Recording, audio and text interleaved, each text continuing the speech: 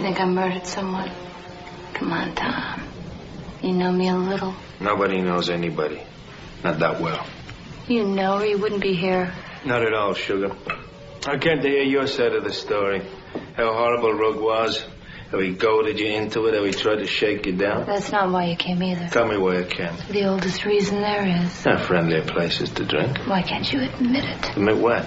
Admit you don't like me seeing Leo because you're jealous. Admit that you've got a heart, even though it may be small and feeble, and you can't remember the last time you used it. If I'd known we were going to cast our feelings into words, I'd have memorized the Song of Solomon. Maybe that's why I like you, Tom. I never met anybody made being a son of a bitch such a point of pride. So one day you'll pay the price for it. Okay, Bernard. But until then, let's get Stinko. Let's do something else first.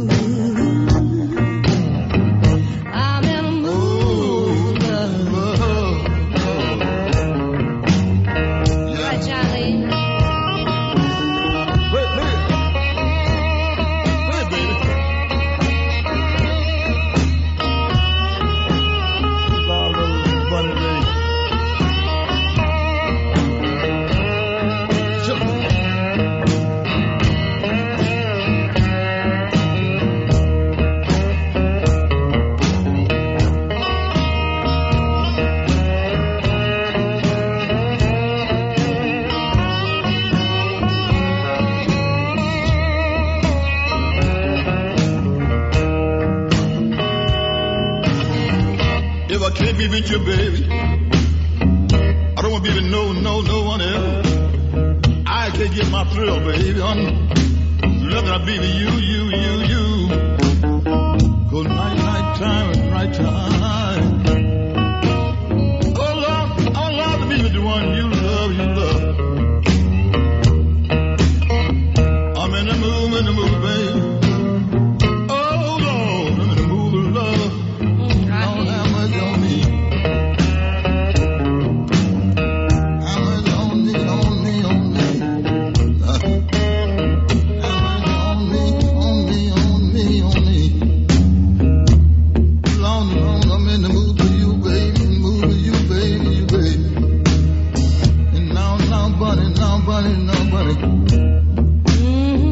What can I do, baby? I love you, I love you, honey. What can I do? I hear you call. I'm in the mood. Some of your love. I'm coming on. Some of your love. I'm in the mood.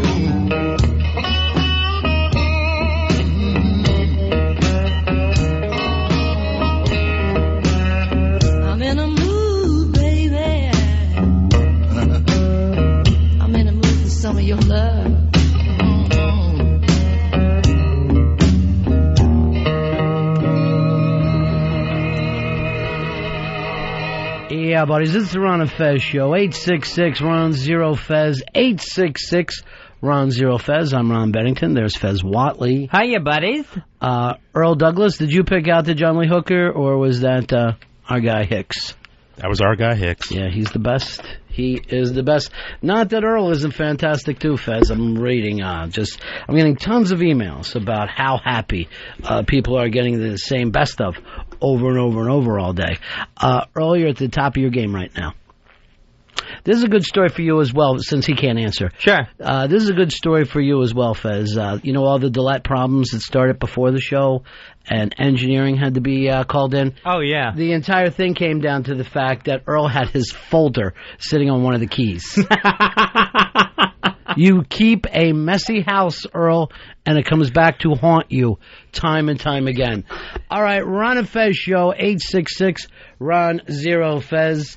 866-RON-0-FEZ. Let me go right up here to Sean. Sean, you're on the Ron and Fez show. Hey, Ron. Hey, Fez. Hey, does this song mean that Bonnie Raitt's a size queen? You know, I think Bonnie Raitt's probably been through all the sizes that are known to man. She at least has been through all the greatest blues players known to man. But what you said she was a size queen, Fez. I would say yes. Bonnie Raitt is a size queen. You know, there's a new study out that says 85% of women are satisfied with their partner's penis size. 85% say they are satisfied. No problems. All right, so that's 1 in 10 women, plus another 0.5, who are going, I'm not satisfied. That's your fault, honey. What are you doing banging that little cock? That's up to you. Now, only 55% of men said they were satisfied with their own size. So men would naturally like a larger penis. Exactly, yeah. I think if you had a 4-foot penis, you'd want a 5-footer. I just think it's part of the sick thing that's in a man's head. But you know what? And it always comes back to this size queen thing, and women want a bigger dick. You never hear men going, oh, honey, I wish you had a tighter fucking beef. You're not allowed to throw that one out there, are you? Just play the tighten up for her. I wonder if this is 85% of women lying, where they're just saying this, you know, because it seems like the politically correct answer. Absolutely not. Women would never lie about that.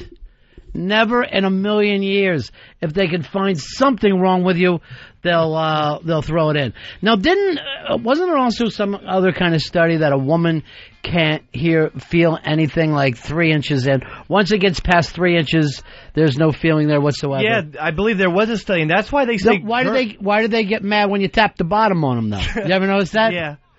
It's all about girth. Yeah, they say it's the width of a guy's cock, but I still always thought... You want a penis shaped like a tuna fish can. You just want to get in there and widen it up for him, twist it.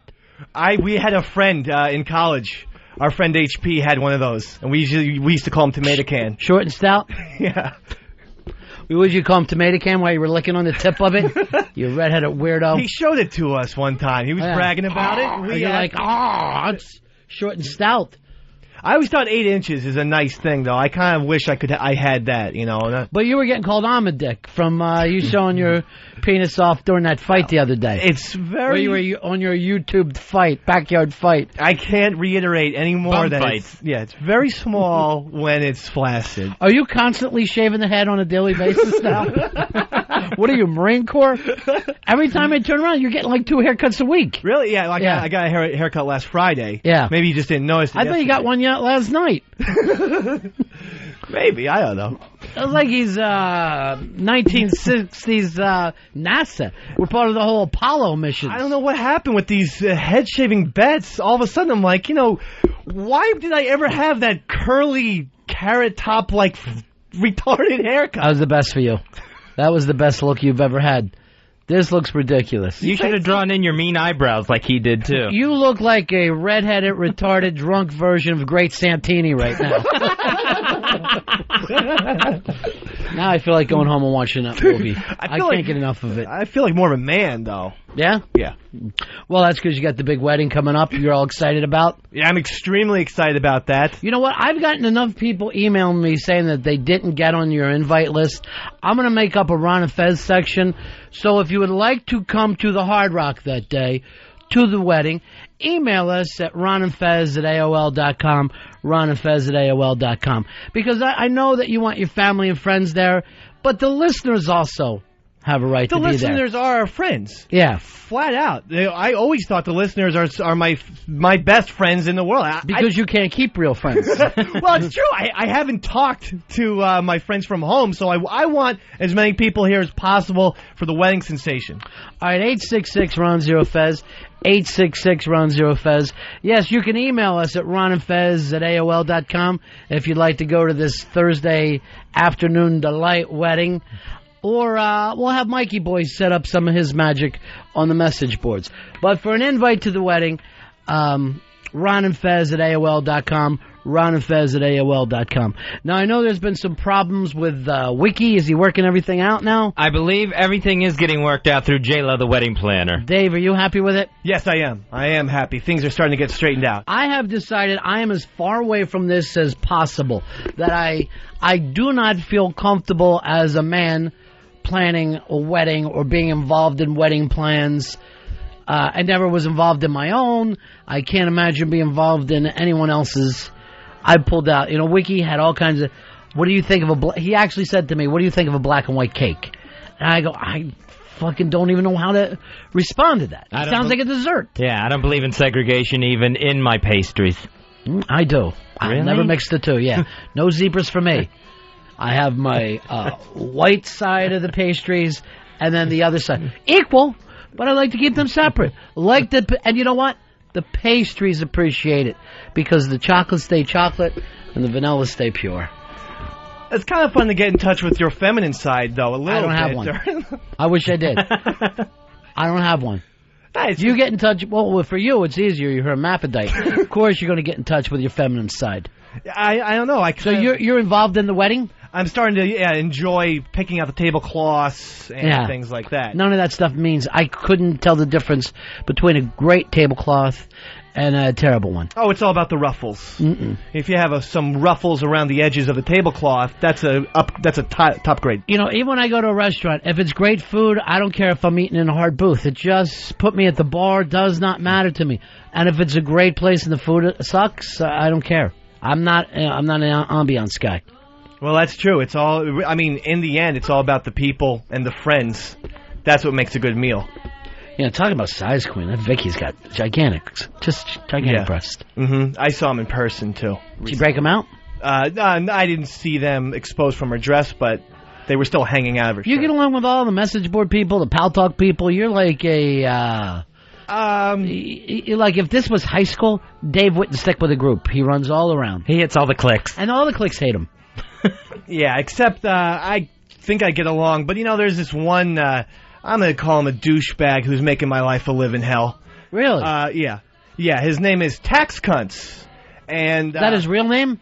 That's not, I don't think that's his real name, no. Yeah. But Tax Cunts has been talking so much shit, basically since I started the show.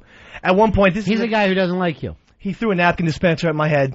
Where? You know, after a party one time, we were at a Chinese restaurant with Foundry Music Jeff and Missy. Threw a napkin dispenser at like my head. Really not liking you, chucking something at you, or it was like fun? He was sitting at the table. No, he thought this is the first time I ever met the guy.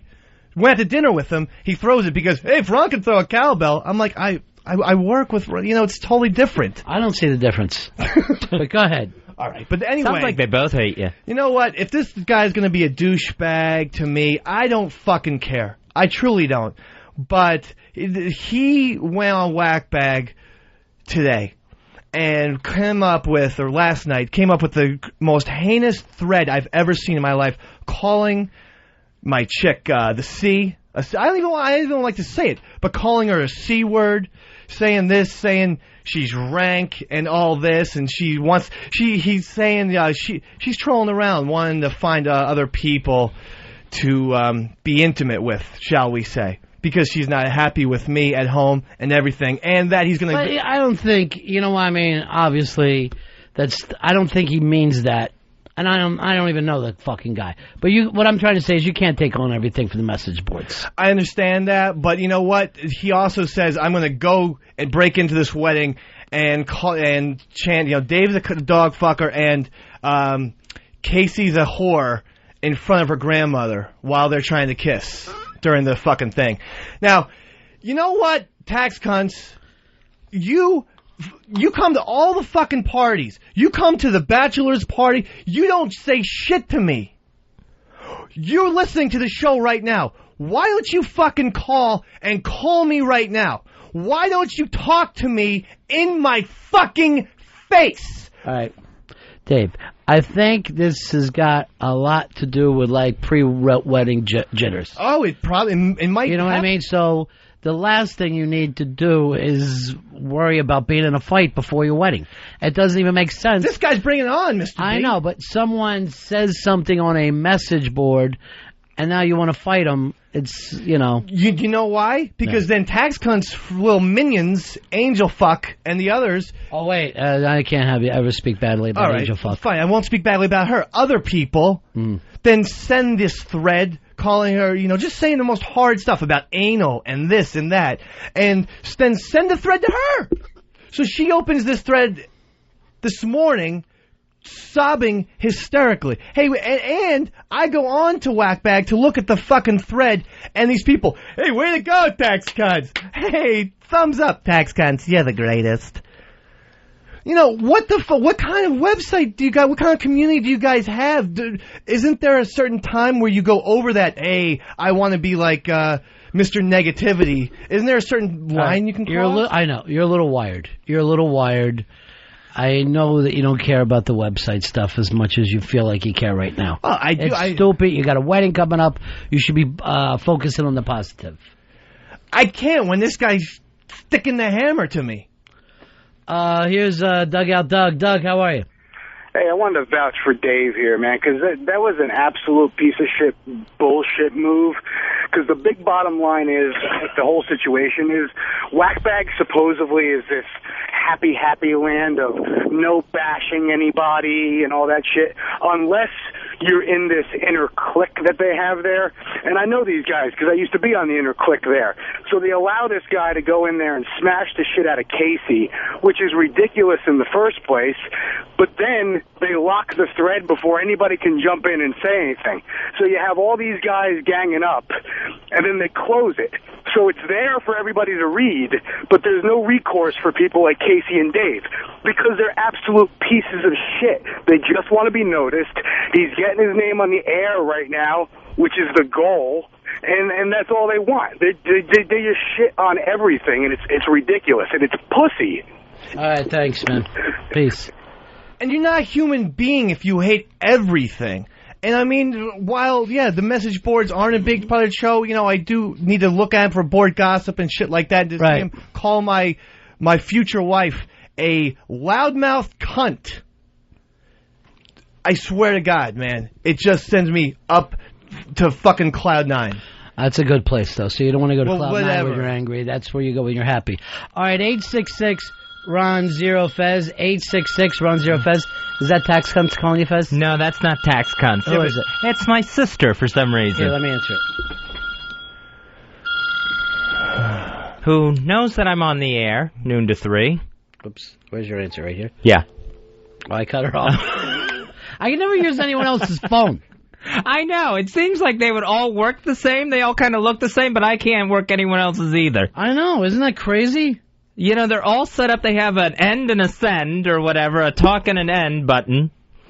Dave, you got yourself all upset and crazy here. Yeah, I know I am. I'm through the roof. Because this guy, he never says anything to me. Just say something to me on the phone, for Christ's sakes. Be a man for once in your life, instead of taking cheap shots over and over again. Don't you think you're taking it a little too much, though? I mean, there's been insults before. I don't know if there's been Casey insults before. It happens all the time. And again, it's not with me. You fucking attack me all you want. Be a man, for Christ's sakes. Attack me. Don't attack a woman. Hey, fucking whackbag, that's what kind of website you guys are? Attacking women? You're attacking women. That's great. Because they fucking deserve it because she deserved it? She wasn't even on. She's not a part of the show. I am. Call me a jelly fuck, a dog fuck, cock bleed. Jelly fuck, dog bleed, cock bleed. Cock bleed. Cum fuck, face. Cum face. Jizz hole. All right, that's enough. Call me those things. Don't call my chick. We got Tax on the line right now. Oh, great. And I think you really do need to just sit here and talk. Tax, you're on the air. Hey, Jizz fuck, what's up? Yeah, fuck you. Yeah, fuck you, Dave. Just say what you want. You? Did I say anything to you at all? No, asshole. My point is to say something to me and not fucking attack my woman like a real man. The woman was a fucking cunt. Everybody Fuck knows it. you! I will fucking... You know what? I don't want to say what I'll do on the air because I'll get fired.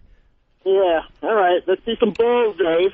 Wait, let me jump in here. How serious were you when you did this? Were you doing it jokingly, Tax, or do you seriously have a problem with Casey and Dave? I don't have a problem with Dave. Dave and I had that incident with the napkin dispenser a while ago. Yeah. I was totally wrong about that. I apologized to him. I came up to him at the next couple of events, shook his hand. Everything was fine. There was no problem. So then why are you attack... Dude, don't be so fucking glib. You know that if you attack a... Dave, you're attacking my chick. What? Dave, listen to me. Did I fucking start anything with you or your fucking... You threw a napkin dispenser at my head. I'm talking the last few months. I apologized for that already. Who fucking cares? It still happened. I was nice enough to forgive you. It happened. I'm not fucking denying that. Dude, you fucking threw it. I said, fine, let the water under the bridge. We were all drunk. By the way, it was a cheap shot at that. Because I wasn't even looking at you. I was sitting there. You were looking straight at me. You could have fucking ducked, you fucking... I could have ducked. It was 4 o'clock in the morning. We were hammered. And I don't even know you. It was the first time we went out to dinner. And you threw a fucking napkin dispenser at my head. Actually, I met you quite a while before that, but you don't even remember, probably. Well, fuck that. Who cares? Furthermore, if it was something you have regret about, then why do you fucking post, hey, during the Dave thread, what should we get him for what kind of food are they going to have at the wedding? I don't know, but I'm sure they'll have lots of napkin dispensers. Chuckle. You fucking fat straight. You're making up shit as you go along. I'm not making up shit. I saw it. Yeah, where did you see it? Go get it, you fucking liar. What, are you taking lessons from your girlfriend? What the fuck is your problem with attacking someone who can't even defend themselves? First of all, she's now on the radio show. Whore.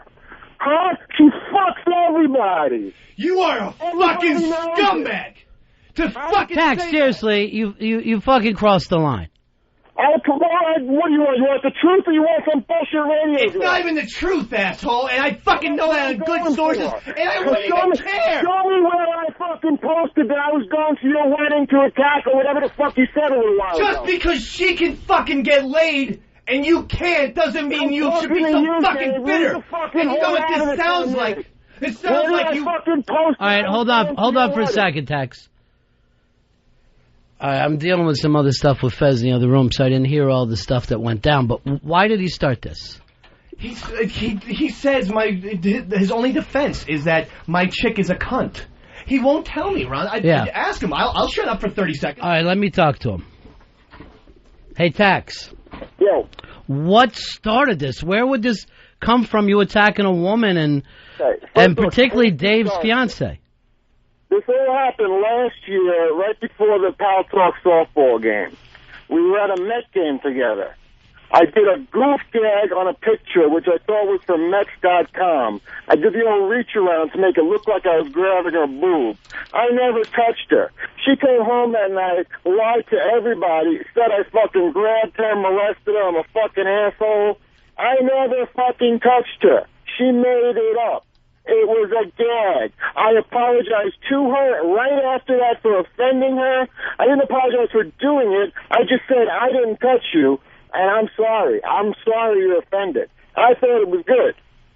Then, even a couple of months ago, I made a fucking peace treaty to Casey. I said, Casey, let's drop it. You're getting married. Congratulations. Good. She said, okay, as long as you stop your shit, all is forgiven. I said, fine. I didn't start anything. I left her alone. Events, I didn't bother her. I didn't bother anybody. I was fucking Mr. Nice Guy. Then, a couple of weeks ago, You start with your board gossip shit that I'm not coming to the wedding. She sends me a fucking nasty email, private message on WhatsApp why I'm not coming. I didn't do anything. Dude, it all started with her. All right, go ahead, back in. You're still talking shit. Furthermore, you're basically saying she had no right to get mad at you when you sexually harassed her. No, I didn't sexually harass her. Fucking grabbed her breast. I didn't grab her. Hello, that was the gag. There was a legion of people on the softball field that saw you, and photographic evidence. Maybe it's your fucking guilt talking right now. It was fucking me and 3 other people, and one of them was Casey. How was there a legion of people? Are you a fucking retard all the time? Hey, dude, fuck you. I'm not the one who's retarded. You're the one who shows up, who cowers behind people, who talks such a big game and never says anything. Where the fuck do I cower? I'm the most open guy anywhere. You're a fucking loser who has to fucking make shit about anal, cunt, this, that. I didn't say anything about anal. Dude, you know what? Honestly, what? Get the fuck lost. If you fucking hate us so much, don't come to the wedding. What's this? I'm not coming. I never said I was coming. I wanted to go. Holy cow! Everyone is saying Tax Cunts contacted me and wants to get me in as a +1. So he's not going to ask for... one fucking person. You're lying out your ass. No, I am not. I swear on Earl's Bible. And said, would you like to go? I said no. You are a fucking messed up loser who doesn't know. All right. Bullshit, Dave. Ron, I have so many people who said this guy's asking them for a +1. And that's how you're going to get in. Don't fucking lie. I'll put my hand on the Bible. I'll put my foot on the Bible. My ear. I'll put Doesn't make sense. I'll put everything on the Bible. Don't put anything on the Bible besides the hand. I don't care. All right, calm down, Dave. All right, Tax, you're not going to come and ruin his wedding, right? No, I wouldn't do that. I'm a nice guy, Ron. All right. Yeah, right. That's great. Dave, just do one more thing. What? Tell me one person that you know that you're about to swear on a stack of Bibles that I asked them to take me to the wedding as a +1. I'm not going to tell you. Because I want to resell this one. Dave, you're so full of shit. I know that Natas, or one of those people, one of Natas's friends, was the one. Okay? There's your one. Dude, call me Cutie. I don't know that guy. Okay, here's another one. Call me Cutie. Call me Cutie said you want to get her into the wedding. There's another one. Call me Cutie said that? Hey, man, I ain't fucking lying about this shit. Right. Stop playing dumb. You are, Dave. I think you are. Hello?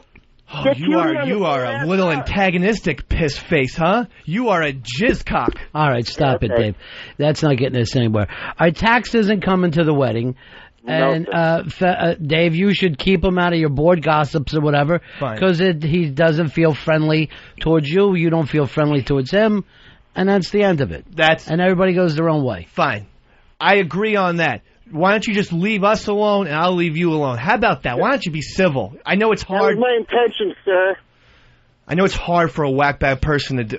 Why do you got to attack all whackbag? It's just one guy. Well, because the replies then, Ron, were, Tex Cunts is awesome. What a great thread. Dude, you rule.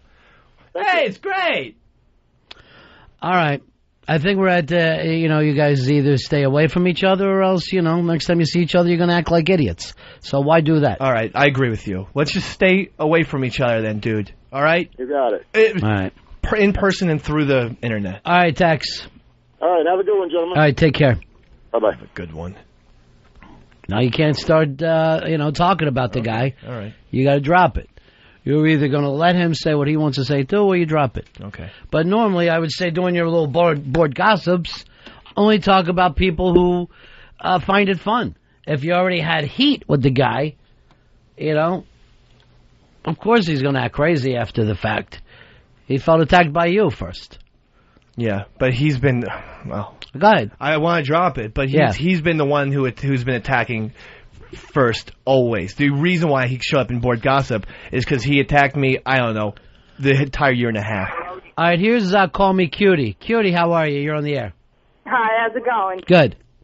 Okay, Dave, I don't know where you're coming up with your info. That Tax Cunt contacted me because I was never going to your wedding in the first place. Well, I don't want to be part of the hack deal. And Tax Cunt didn't contact me about that. She hasn't asked anybody to be part of their plus one.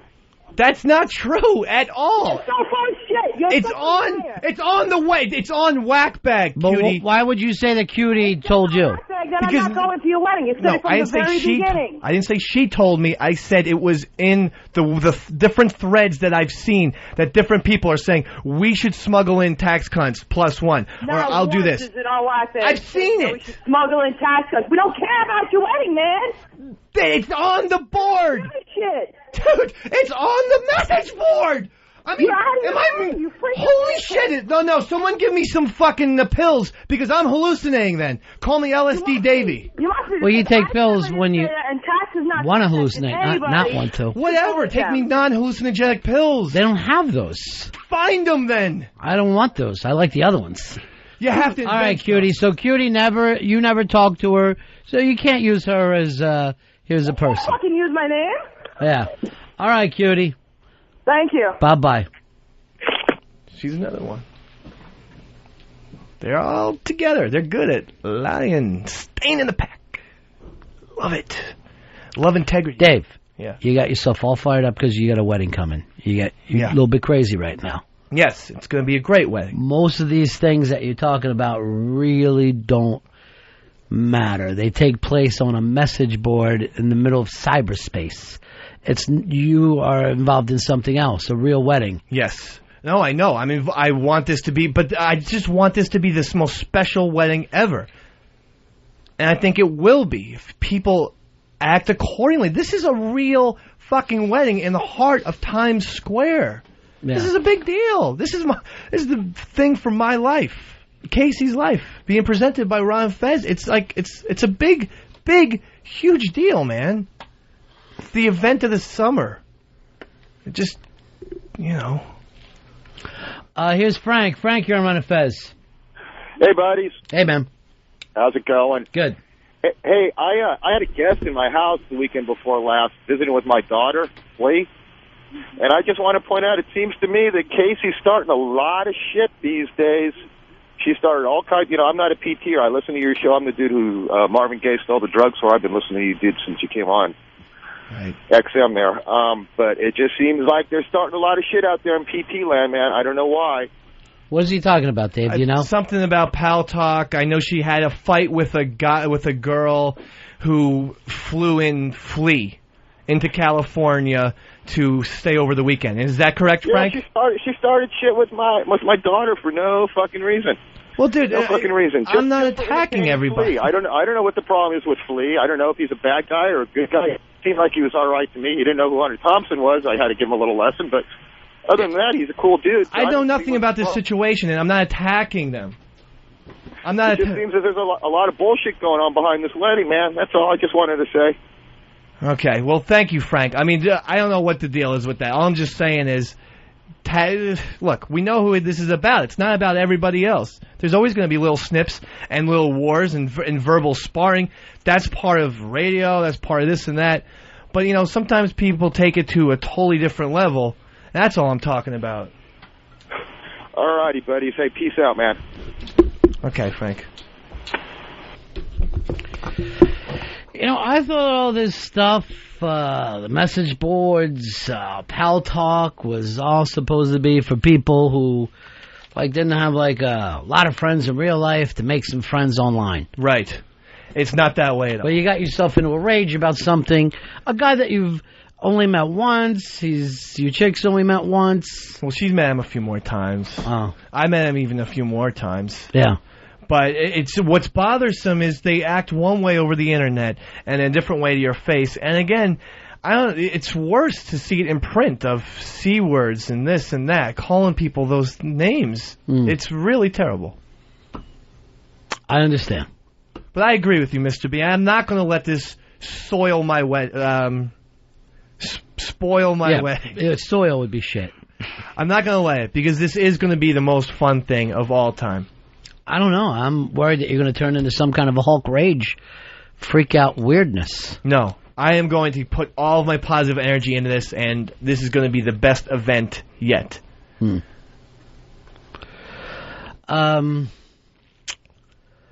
so weirded out by today.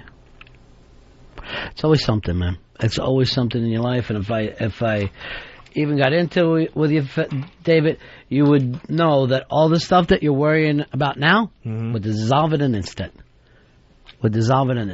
Because there are true things in the world to get upset about. And, this message board stuff is really not one of them.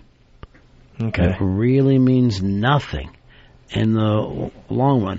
Now, I'm not going to go to Dean in Brooklyn. I'm not going to try to keep this whole thing going. Oh, it's a little HTG. HTG, how are you, darling? Hi, guys. How you doing? Well, it's another weird day on the Ron and Fez show. I'm actually sitting here. I hate getting enraged over things like message boards, but I'm actually shaking. I'm so upset about this. Because, first of all, just hear the guy say what his reasons behind this were. He just posted one of the most vicious, meanest attack things I've ever seen on a message board. And his reasoning that he just told us is because Casey wrote him a private message saying, I don't want you to come to my wedding. Right.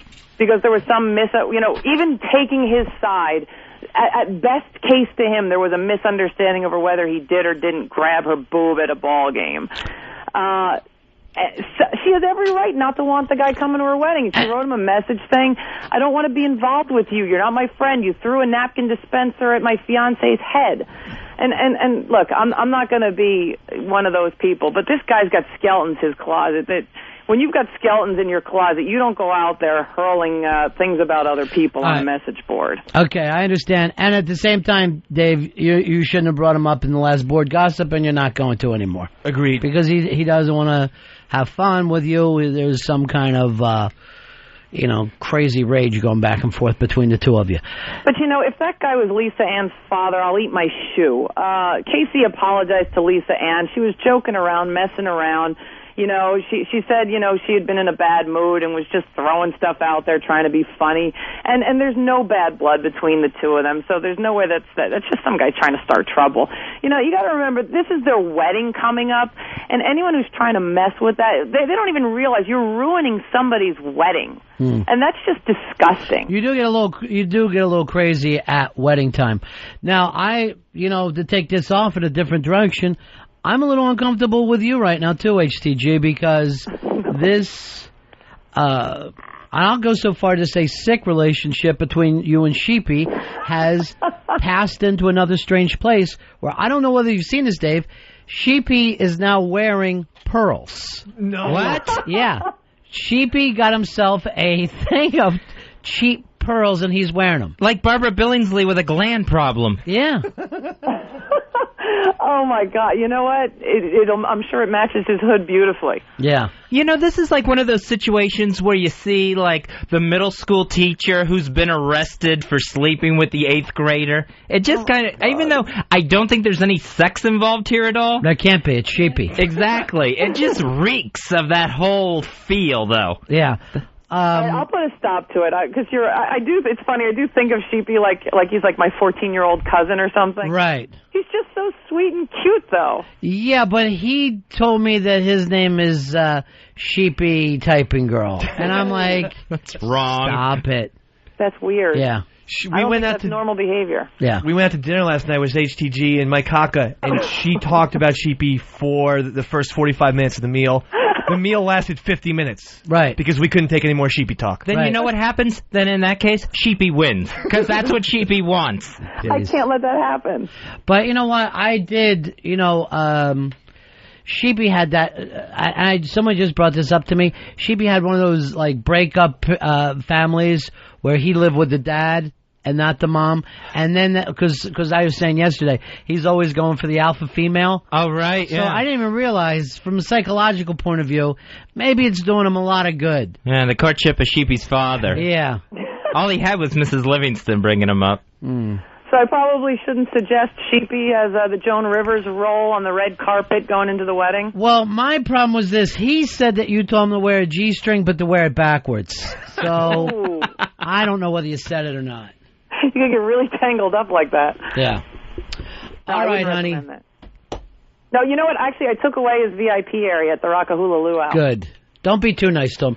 And instead of talking about Sheepy for 45 minutes, talk about Ronnie B. Get some Ronnie B discussions going.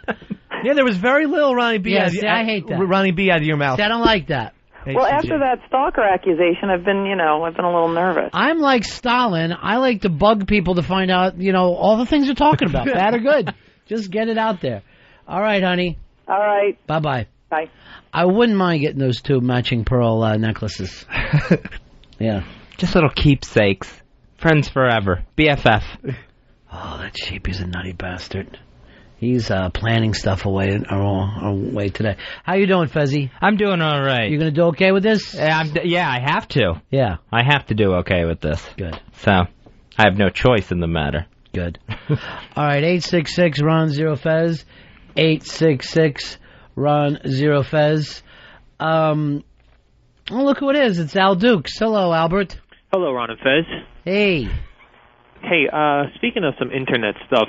No, wait. Al Dukes is speaking of some internet stuff. Yeah, I was just trying to segue into it. Nice move. It. A while ago, somebody built an Al Dukes Wikipedia page. Uh-huh. And it really just listed on and on all my accomplishments from the Ron and Fez show, various fights and that sort of thing. I would love to meet the person who has all the time in the world on their hands. They really did a nice job. Almost everything in it was accurate. And today I went to check on it to see if anyone had updated it, just, saying that. Wait a minute, you check your own Wikipedia page? Well, I'll Google myself every once in a while, and that's always the first thing that pops up. Right. An only thing. Face it. There's not a lot of Al Duke Googles in there. Well, there's a guy, I guess, who makes video games. His name is Al Duke, so I have to weed through his stuff first. Sure. But he's got a life. RonFez.net posts about me, and so those come up. And so I went to check to see if they updated that Free FM is now K-Rock. Mm-hmm. And it's been deleted. What's been deleted? The Al Dukes page? The entire Al Dukes page.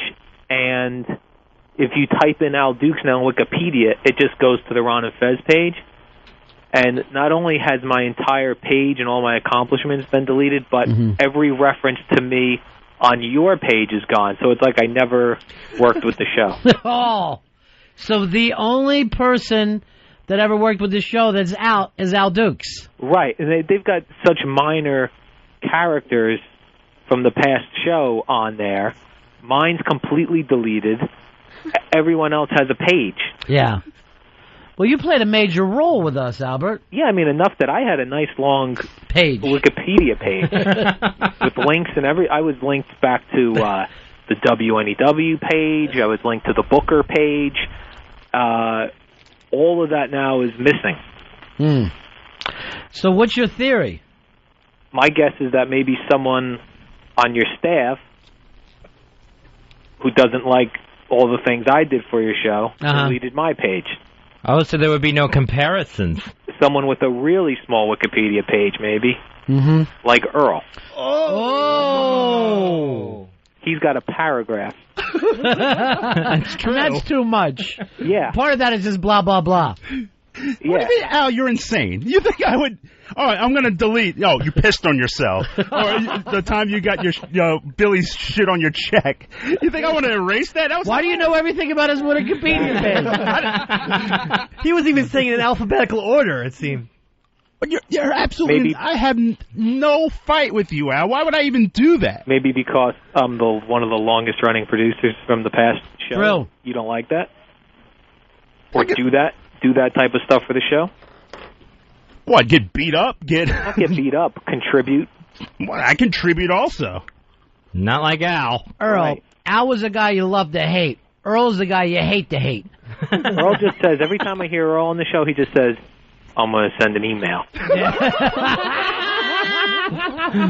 Oh, you're Captain Email. You don't even talk about diming people out. Why? What'd he do? You're the biggest stool pigeon I have ever met in my life. What did he do? Oh, first of all, he dimes me out every single chance that he gets. When it's your fault, yes. Yeah. Oh, and I always own up to it, though, Al. I'm not unlike you. I listen to the show quite a bit. I catch the reruns on the weekends, and everything that you used to do, other people do now, mostly interns. That is true. Lily, now I have to contact Lily for stuff if I want to do stuff with the show. I contact Lily. True point. I contact Pitsy sometimes on things. The openings now belong to somebody else, the Great Hicks. The one thing I knew that Earl definitely used to do was pick the music at the start of the show, but I think that's gone. That's done. Pepper Hicks is doing a great job with that. Yes, that's called delegation. It's called delegating duty. And Dave does the funny, great stuff on the air, so I'm not sure what Earl does. That's true. What do you do, Earl? Other than delete Wikipedia page. Don't drink, don't I smoke. have no idea. I have no idea what you're talking about. Why am I going to delete your lame Wikipedia page? Because you're... Why do you think I'm going to sit down out of a long day? I'm going to sit down and like, hey, I'm going to fuck with Al Dukes today. What you think I have much better things to do. No, but I think you probably check the Ron and Fez Wikipedia, then you click on the links for like Billy Staples has a nice long list, Dave has a nice long page, and yours is like a half a paragraph. I could care less how long or short my page is. You're delusional, Al. I'm looking at Black Earl's Wikipedia paragraph. It's 4 lines long, and one of those lines is, Douglas has guaranteed Ron Wood would appear on the show by the end of spring '07. That takes up the bulk of the paragraph. I mean, mine was broken up like early career, NEW days, the various boxing matches, the ending, how I had the show. Yeah, nothing about Earl even being with Muni? That is the last line. Earl, formerly executive producer for Scott Muni. Wow, that's it? Maybe I'll delete yours later. And then but Al, my ego is not that big to where I'm going to stand up and compare to Al. I mean, you just have a whole list of fuck-ups. Or quality segments. I call them fuck-ups. And all those things you should be running as best-ofs for people, and you refuse. You keep running the same 3 hours over and over and over and blaming it on Wiki and DC. Right. And I explained that before. It's just a matter of a lot of things, actually, but... Put O&A on right now after the show today, because you can't put on the Ron and Fez stuff. Well, I can't do that either. Say their names. Can't put them Say on their the initials. Air. I can't put them on the air. I can't even put Judas. I can't put that show on the air. What show? What's the name of that show? You know, the show that's usually on. You're before. A fucking Judas. I'm just following the company order. You know how some people say Jesus was black? Right. I don't know whether he was, but Judas was definitely black. I can guarantee that, because he's sitting right there in a baseball cap. Now, put Al's page back up, his Wikipedia. Yes. It means a lot to him. I have no idea who did it. I certainly didn't do it. You're the only one with motive. I have a motive, but I don't have time to do it. What's your motive then? No, I mean, what is your motive? If I had destroy somebody else's page. If I had a motive, if I was so insecure about my role and my position on the show that I had to delete someone else's show page that not even Al didn't write, it's like, that's insane. It's like OJ saying, of course I wanted to kill Nicole Brown, but when would I have the time? Al, you're delusional. And you're totally delusional. Who's delusional? I think Al is delusional to think that I would, first of all, go on Wikipedia, look up Al Dukes, read the page, and then get so upset that I would delete the page. Easy to do. It's insane. I just do not have the time to do that. I'll ask then, whoever originally put it up, could you please put it up again and somehow password protect the delete?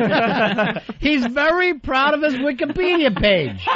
And that's his prerogative, but I'm like, I'm not going to delete it because I didn't delete it in the first place. Then do me a favor. At least do the best ofs properly. Right. Or put Opie and Anthony's best of back on where they belong. You know, their best of, Who's they? Say their names. I won't say their names. Why not? Because it was, because they are on suspension and the company said, we can't do it. Yeah. I can do it. Opie, Anthony. Anything happened to me? No. But say it, Judas. Just say their initials. I can't say their names. I can't. Say their last initials. I can't even say that. What are you laughing? You are a prick. And I'll tell the story right now. Opie begged for me to fucking take you. No, I understand. And he said, I will owe you a favor. And so far, I haven't even come back for that favor. I know what I want, though. What's that? Private plane. My own private plane. I feel like I deserve it. It is a favor that's going to be that huge. Yeah. You can feel it coming. I want that old black Playboy jet. The old DC-9 from the 70s. All right, Al, I'm sorry that this happened. No problem. Earl's an awful person, and he got you. I didn't do it. Yeah. Congrats, Earl. You got me. All right, talk to you later, Albert. All right, see ya. Bye. Bye. That was low. I didn't do it. I mean... Oh, now you play Al's old theme song, now that he's hung up. Tough guy. Cold. Cold as ice.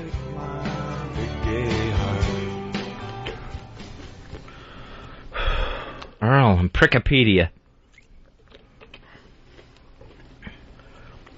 Here's David. You're on Ron and Fez. Hey, guys. How you doing? Good. Al, I wish Al was back, man, because every time Earl lies, you notice the voice pitch gets like higher and higher all the time, and the stuttering starts coming out. Yeah. Right? It's just crazy. Fez, it's great to hear you back, man. Thank you, David. I appreciate that. Loving you back home here in Nova Scotia, Canada, buddy. Oh, Take care. Not far from your old neck of the woods. Yeah, exactly, Newfoundland. You know what's really weird? I found out my chick, some of her family come from Prince Edward Island. Oh, okay. It was right off Nova Scotia. Right. PEI, we like to call it up there. That's right. No. Peace. Good job, guys. Peace. All right, 866 Ron Zero Fez. 866 Ron Zero Fez. Chris, you're on Ron and Fez. Hey, how you guys doing today? Good. Hey, I just wanted to tell Dave that he has every right to defend his fiancée, but this guy is just trying to rile him up and get in his head. Chris, it's already over. Now you're back in his head. Now you brought it back up to him. Well, I think it's important. I think, Ron, you're a man's man. That's what he's doing. He's defending his fiancée. There's nothing wrong with that. I understand, but at the same time, he helped get this thing going by bringing the guy's name up during his board segment, and the guy fought back in, another way. And all the ways are childish. What you did was childish. What he did was childish. Everybody should put these things behind them. It means nothing. I'm going to try and get past it. For the sake of June 21st. What's that? Oh, that's the wedding day. Oh, yeah. By the way, Mikey Boy is going to put up some things for some of the listeners to come to this. And if you're a friend of the show and you want to come and have a great time at this wedding, Ron and Fez at AOL.com, Ron and Fez at AOL.com. Pitsy, why don't you and the boys put together some kind of promo so I don't have to keep saying that on the air? Definitely will. Yeah. There you go. There's Pitsy. Boy, he seems like he's falling off the bandwagon too, huh? Yeah, started so strong, then once that paycheck came in. Always a bad mistake. That's always, once you feed the tiger, he's just not as hungry. I never knew that. What? For a second there, it sounded like a really stupid philosopher said that. Once the tiger is fed, he doesn't want to ride the bicycle. Fez Watley, the obvious philosopher. Once he's digesting food, he's not going to get up and kill something else. Once the fence is painted, the job is done. What? What do you got here, Pitsy? Oh, there's a new actual line added to Earl's Wikipedia paragraph. What's that? It says Earl has recently deleted Al Duke's Wikipedia page out of jealousy. Not jealousy. That's you, Earl. Mr. Jealousy. Jealousy. Night and day you torture me. Frenchie says she needs some friends. Is Frenchie invited to your wedding? Yes. Because I think she'll be on good behavior. Yeah. And I got some exciting news for you, Fezzy. You know how you and Mafia Life Chris have your own segment, the Sopranos Update.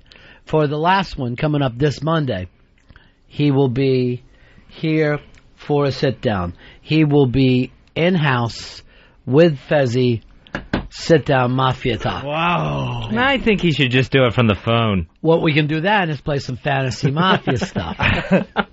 That's always fun. Yeah, sure.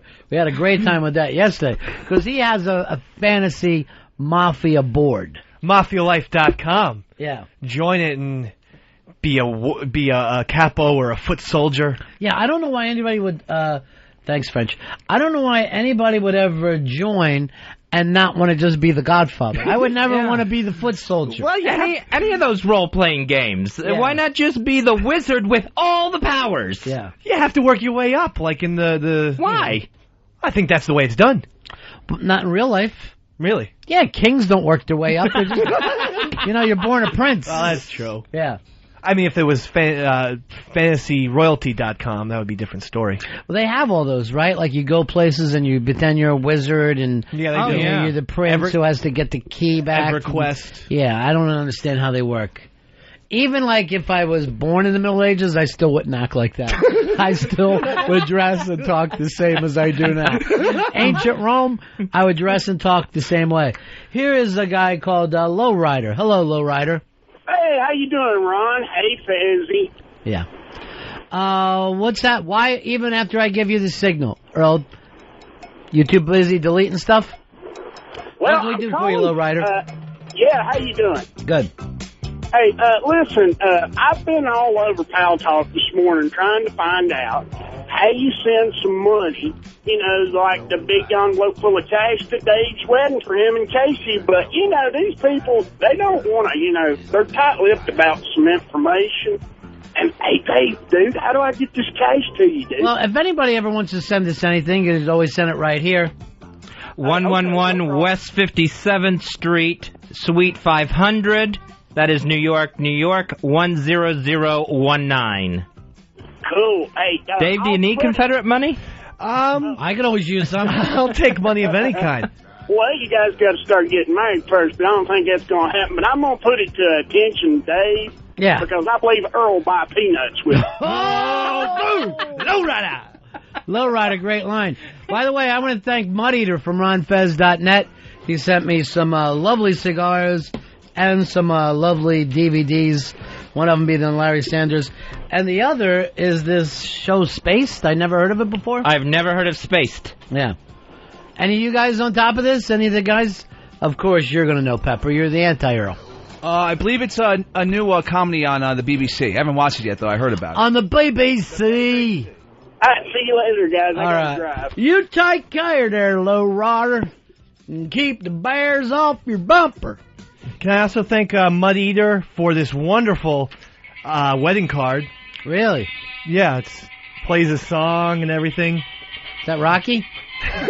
I think that's the wedding song. Starts the same way as Rocky.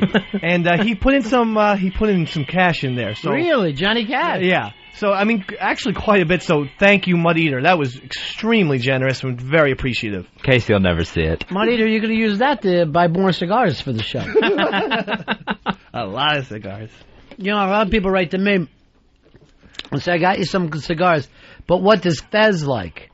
And Fez also likes cigars. So just send Fez some cigars and me some cigars, so we each have cigars. Oh, how I love a cigar. Yeah. Easy shopping. Yeah. One stop. Right to the cigar store. Love sitting out on my balcony having a smoke. It's the best. You're afraid of your balcony. I know that for a fact. Fez has a fantastic view of the city from in the middle of a river, and he won't walk out there. And I can go on the other side of the East River, find his apartment from on his island, see it, and I always call him. If I call at night, I go, flick your light off and on. And I do. And then I'll go out and wave on your balcony. He won't do it, and I'll just see him stick a towel out his window, because he lives in a pretty goddamn big building. Out the window. Yeah. I wave from the window. That's like what they did in 1972 in Munich. I try to get a brightly colored shirt or towel to wave. That's like what the terrorists did at the Olympic Games. Well, don't give it away.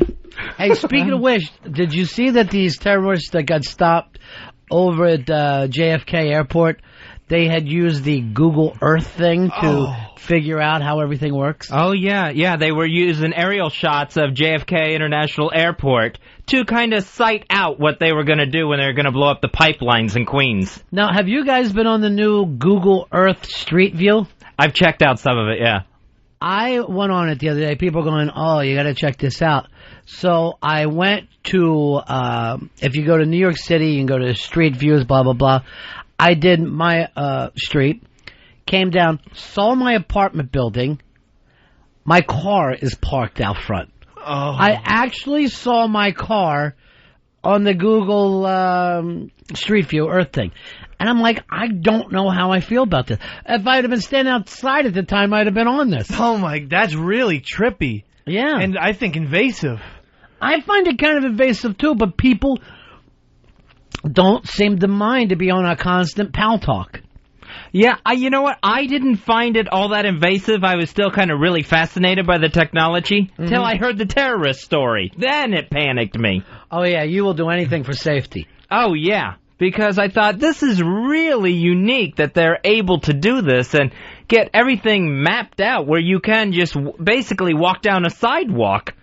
I mean, how is that legal when you really think about it? I mean, you're not allowed to take, pictures of private property, are you? They do. Yeah, well, that's what I'm saying, but it does not seem like that would be legal under constitutional law. Well, the Street View, they've got just about, I know all of Manhattan mapped out. And apparently they just went down the street taking pictures with this 360 camera, Mm-hmm. Yeah. And it's no different than if you drove down the street. It just doesn't seem like it's right. I mean, this is not a public bid. This is not the Statue of Liberty. This is not the Empire State Building. This is someone's home. That doesn't seem like it'd be legal. There's all kinds of private residence on there too. Yeah, one lady was talking about how she freaked out when it got so she could zoom in so close to her own front window, she could see her cat in the window. Yeah, but it's not like you can see the cat move or anything. The picture already got done. Oh, right, yeah, it's footage of the front of her house. Right. I would. They show one guy coming out of a titty bar, another guy walking into an adult bookstore.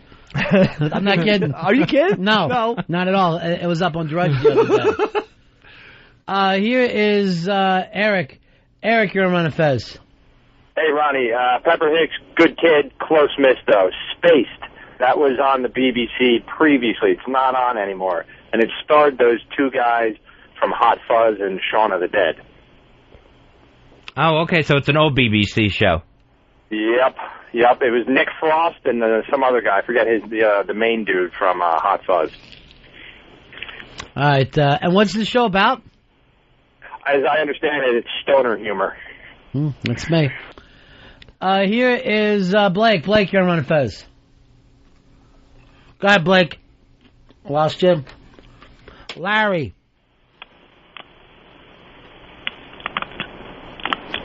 Larry, you're on the Ron and Fez show.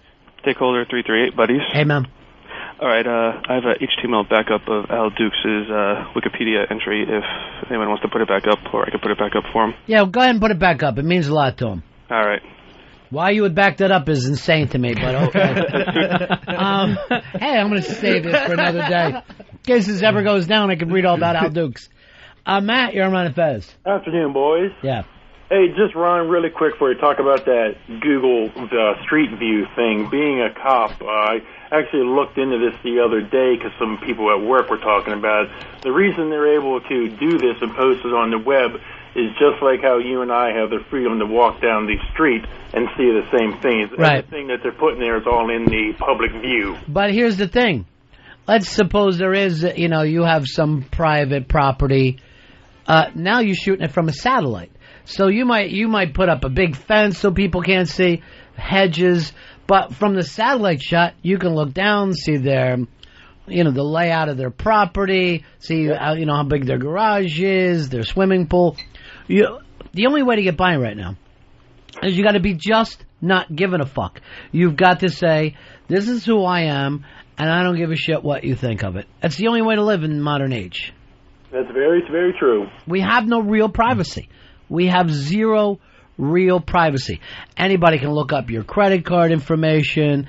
Anybody can look up what stuff you own, your tax information. You still have the Easy Pass thing. I mean, I still am uncomfortable the fact that, someone knows where I was at 2 o'clock in the morning on a Saturday. I know where you were, at a gay bar. No, I wasn't. Oh, you weren't? No, I was driving on the Garden State Parkway. This happened to me this past weekend. My dad calls me, and he goes, some guy at church was online and saw that a Florida insurance company owes you some money and that you can claim it. And I'm thinking, why is this guy at my dad's church looking me up and any of my financial things? Right. Did you bring that up to him? What gives you the right? Yeah, well, I brought it up to my dad. I go, why is this guy Googling me? Why is he searching, my business? Right. Well, I don't know. He was probably my dad put it this way. He goes, he was probably typing in my name and yours came up. And I'm like, that doesn't make it right. Yeah, it's true. That doesn't make it any better that he's, trying to get into your stuff. How much were you owed? Like $230. There was $230 up front. I wouldn't even walk out and pick it up. That's a lot of money. That's a lot of scratch. I don't know. Maybe where you guys come from. Seriously. If someone said, hey, there's a kid downstairs. He's got $230 for you. Would you actually fucking go all the way down there and get it? I wouldn't. I go, maybe if you're there around 4 o'clock when I leave here. That's a quarter of the rent for me and Earl. Earl, what's your rent? $800. Actually, I'm over him by $100, $900. When I move to Brooklyn, it'll be $1,375. What's this mean? Why are you bragging? Just made my cock feel bigger. It's the stupidest thing. Here is, let me go to Brian. Brian, you're on Ron and Fez. Go ahead, Brian. PhotographerRights.com tells you what you can and can't take pictures of. But I can stand on the street and take a picture of anything I want to. I can be in a cherry picker and take a picture of your yard behind the fence if I want to, as long as it's not for nefarious reasons, like Dave going down on a dog. Well, see, that's the thing. What fucking reason would you know that you're looking in my backyard? Right. You don't know what you're going to find or see. But you could be providing photographs for other people that have nefarious reasons. People looking for a way to get into that house. But look, you're back into the same thing that we talked about with Lindsay Lohan. Here's this girl, she's not even 21 yet. Photographers follow her everywhere. They're taking pictures. They say everything that she does. She must have some stalkers. But nobody in the media gives a shit. This little girl is being followed around this way. Everybody acts like, she is an animal. And she might be, but she's not even 21. Why are these adult men in their 40s following her around, taking pictures, worrying about who she's sleeping with? Yeah, I think a lot of that has to deal with the certain celebrity, too. I think some invite it more than others. You know what? Now you sound like a kid toucher who's acting like, well, that kid won it. That's why I gave it to it. You know what I mean? That's the talk of a crazy person. It's a crazy person to say the child knew exactly what was going on. But don't you have to be crazy, too, to use, telephoto lens just to see them in a fucking bikini? Paparazzi are the most heartless people. They're like a mile and a half away now getting these pictures. If you were on the beach, you're like, okay, it's just me and you. We're down here. Why don't you take off your top? You might see this little speck on the fucking, on the horizon, and these pricks are out there taking pictures. What if your window's open? All right, so they're allowed to take pictures of your house, but what if the drapes are open and you're standing there without your pants on? Then that should be illegal. Or in New York City, there's nothing with the peeping Tom law, because you would never, everybody looks at each other. You can't call up and say, my neighbor's looking in. All you can do is shut your thing. A guy can be standing out front going, these two broads in here, they take showers at the same time. It's up to them. It's their responsibility to make sure nobody can see in. And at the same time, just real quick, you can't get in trouble if you're in front of the window, and people can see you, say, spanking it or anything like that, right? That I don't know, because that could be considered lewd. And I know a lot of people do it, particularly at the hotels. I think if you know people are watching you, that's where it crosses the line. If you're doing it as a show for somebody, right. But it's hard to decipher intent on that. Yeah, I honestly think that there would have to be a lot of calls before the cops would even come over and say anything. Good. Are you purposely trying to be caught? No, but a couple times, because I have a basement apartment, the next door neighbor, this 40-year-old woman, she'll be guarding her flowers and everything, and if I'm spanking it on the couch, she can easily see into my Is that what you think about while you're doing it? No. Just say the truth. The gardener? It's a little exciting. All right, so, yeah, you would probably be up for it then. I mean, if every time you see her out front, boom, the pants come down, the arm and dick is out. Yeah, they're going to get mad at you. Here, Here is Tom. Tom, you're on Ron and Fez. Yeah, I want to say about the that finding lost money thing. Yeah. It's for real, man. I Googled I did the search. You pay like $10, and you get like 3 searches. I did it for my grandmother. Got a $275. Did it for a couple friends of mine. They got a couple $100 here and there. Fez, he claimed the money. Oh, I'm sure it's there, but, you know, I got to mail stuff off and proof of who I am and everything else. Why couldn't those pricks have found you? If you owed them $240, believe me, they'd have been on your ass about it. Oh, the phone would be ringing every afternoon. Right. Nonstop. But they owe you, and they're like, hey, he hasn't called us. Oh, well. I hate these large companies. Phil, you're on Ron and Fez. Yeah, for the voyeurs out there, the Google Street thing's actually pretty cool. You can walk around the Stanford campus and see the girls in their bikinis and whatnot. So to be able to see college girls is pretty cool for the voyeurs. Yeah. Thanks, Phil. I like porn. You don't have a voyeur thing at all, though? No, not really. How about you, Pittsburgh? I do, because I like amateur porn, so it's like I'm there, you know? I don't like the high-class porn. I like homemade porn. Yeah, I agree with you. I don't want to see professional people having sex. It's fucking nothing.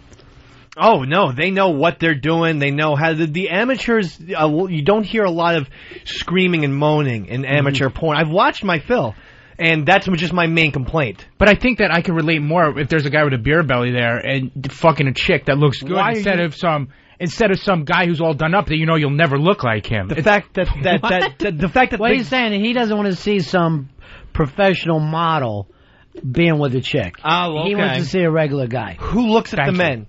And who looks at the men? You said you need dick in your porn, too. You did, too. Who? Come on, you know what I'm talking about. I need dick in the pussy.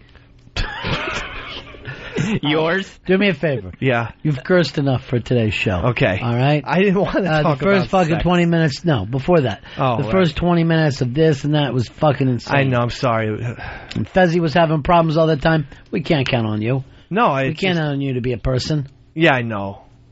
Hysteria sometimes. Fezzy, you're going to have to see your shrink nut after the show today, right? Yeah, today is the pill doctor after the show. Now, one of the things I called your psychiatrist, I hope you don't mind. One of the things they're looking at is boring into your head and letting the pressure out of your brain. Now, that might work for, like, a head trauma. But one of my theories is that your brain is a little too tight in there. I brought up Jiffy Pop. I think a lot of times when you're under stress, it starts to pop like Jiffy Pop. I just want to crack the top of your skull and let that stuff come up. We crack it with a fork. We let all the hotness out. Shove it back in there. I go into that psychiatrist's office today and bring up the Jiffy Pop theory. They're going to lock me up. Is there even such a thing as Jiffy Pop anymore? I don't think it exists. Yeah, I saw it in my supermarket in Queens. Is that the one you put on the stove? Yeah. Yeah, they still have that. Yep. But I did have to say, it was in a supermarket in Queens where they don't get exactly the finest goods. You're going to get your Jiffy Pop or your other products that should have died in the 80s. Where Fez shops there, Roosevelt Island, I'm not making it up about whatever the store is, but supposedly they sell the stuff that did not sell in Manhattan. They ship it over when the date gets bad. I went in there a couple of weeks ago. I was looking for a can of soup. And I always check the expiration date in there. No lie, there was one in a can of soup, January 06. And we're May 07, June 07. So how long does a can of soup, when it gets put in the can at the factory, how far in advance is that date to begin with that it's already a year and a half expired on the shelf in that store? I was over there with you that day. There was a Wheaties box that had Bruce Jenner on the cover. That's fucking going back a ways. We'll take a break. Ron and Fez Show. It's the Ron and Fez Show on XM 202.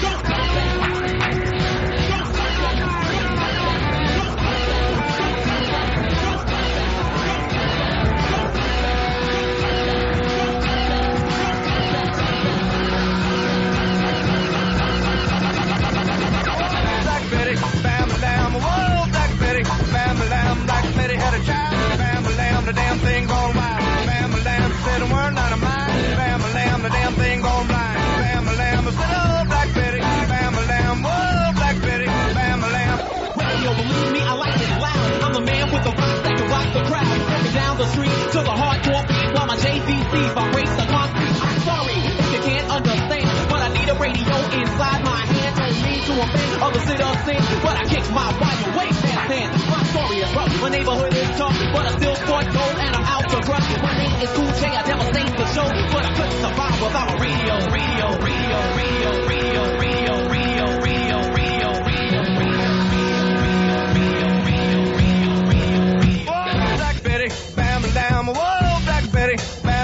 Black Betty had a child. Bam-a-lam, the damn thing gone wild. Bam-a-lam, said a word not a mine. Bam-a-lam, the damn thing gone blind. Bam-a-lam, I said, oh, Black Betty. Bam-a-lam, whoa, Black Betty. Bam-a-lam, Black Betty.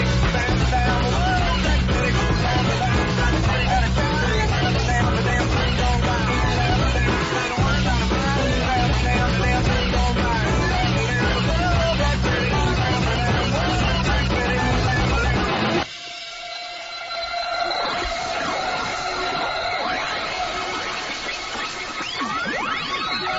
Yeah, it's the Ron and Fez show. That's the E-Rock mashup. The entire time that was going on, our own Pepper Hicks was leading us in aerobics. So that really got everybody on the show a little pumped up.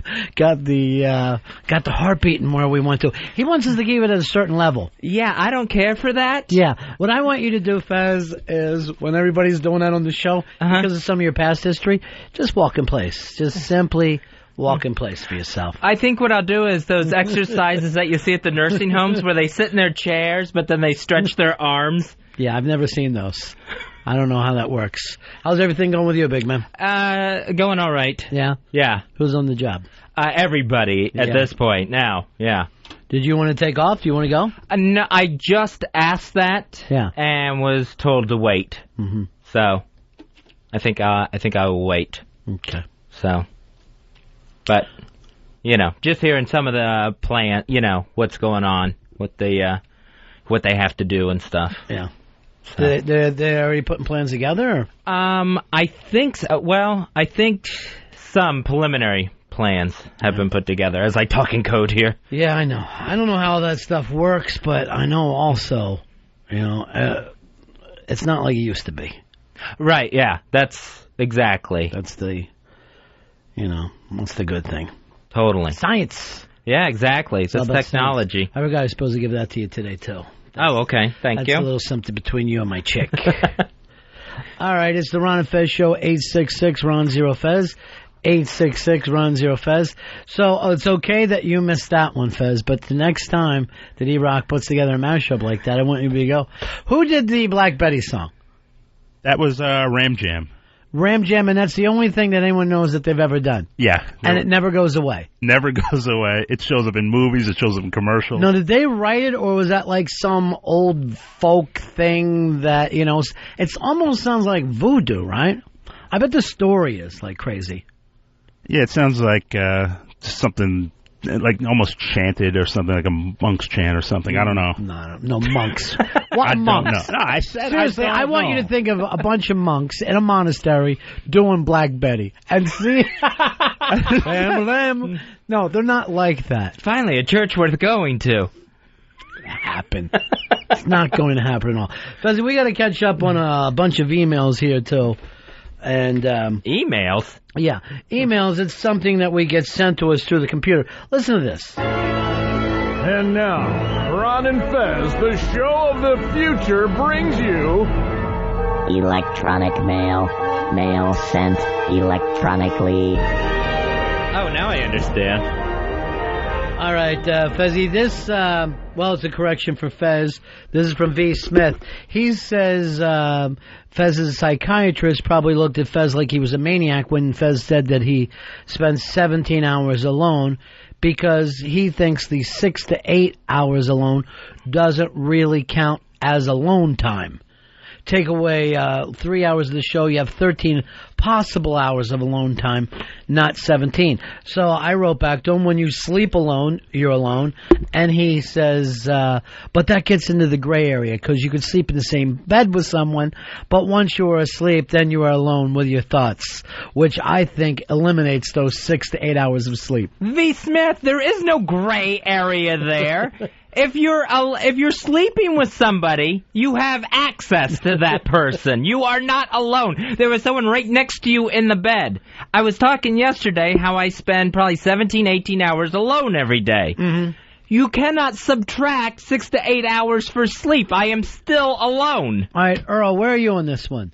Is there a difference between sleeping alone and sleeping by yourself? Yeah, there's definitely a difference. Yeah. Let me go to Dave. Dave, are you alone when you're sleeping next to someone? No, you're not alone. Yeah. You're not alone at all. Because here's the thing. Try sleeping with someone who wants to cuddle, and then you will wish you were alone. They flop over. Yeah. They elbow you. And you wake up in the, 3 o'clock in the morning with the, middle of the night wood. You got a place to actually, be involved.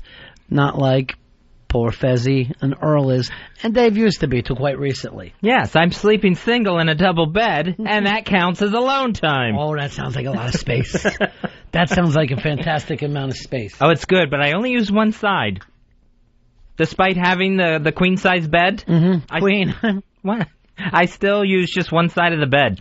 Now, I would understand that if you were a widower or if you were divorced or traveling away.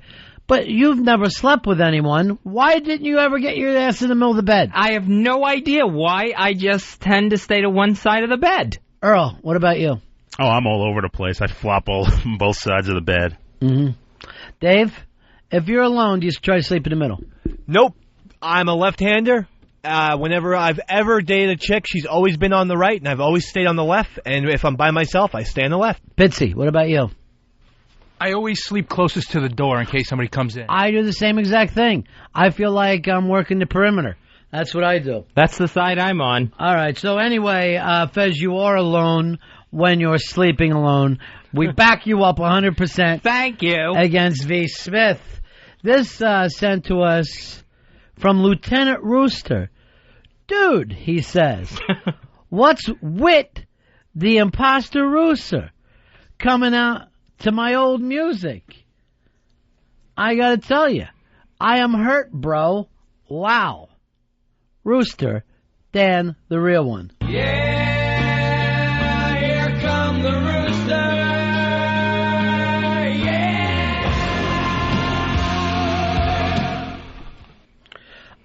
Rooster, where did you get the nickname Rooster?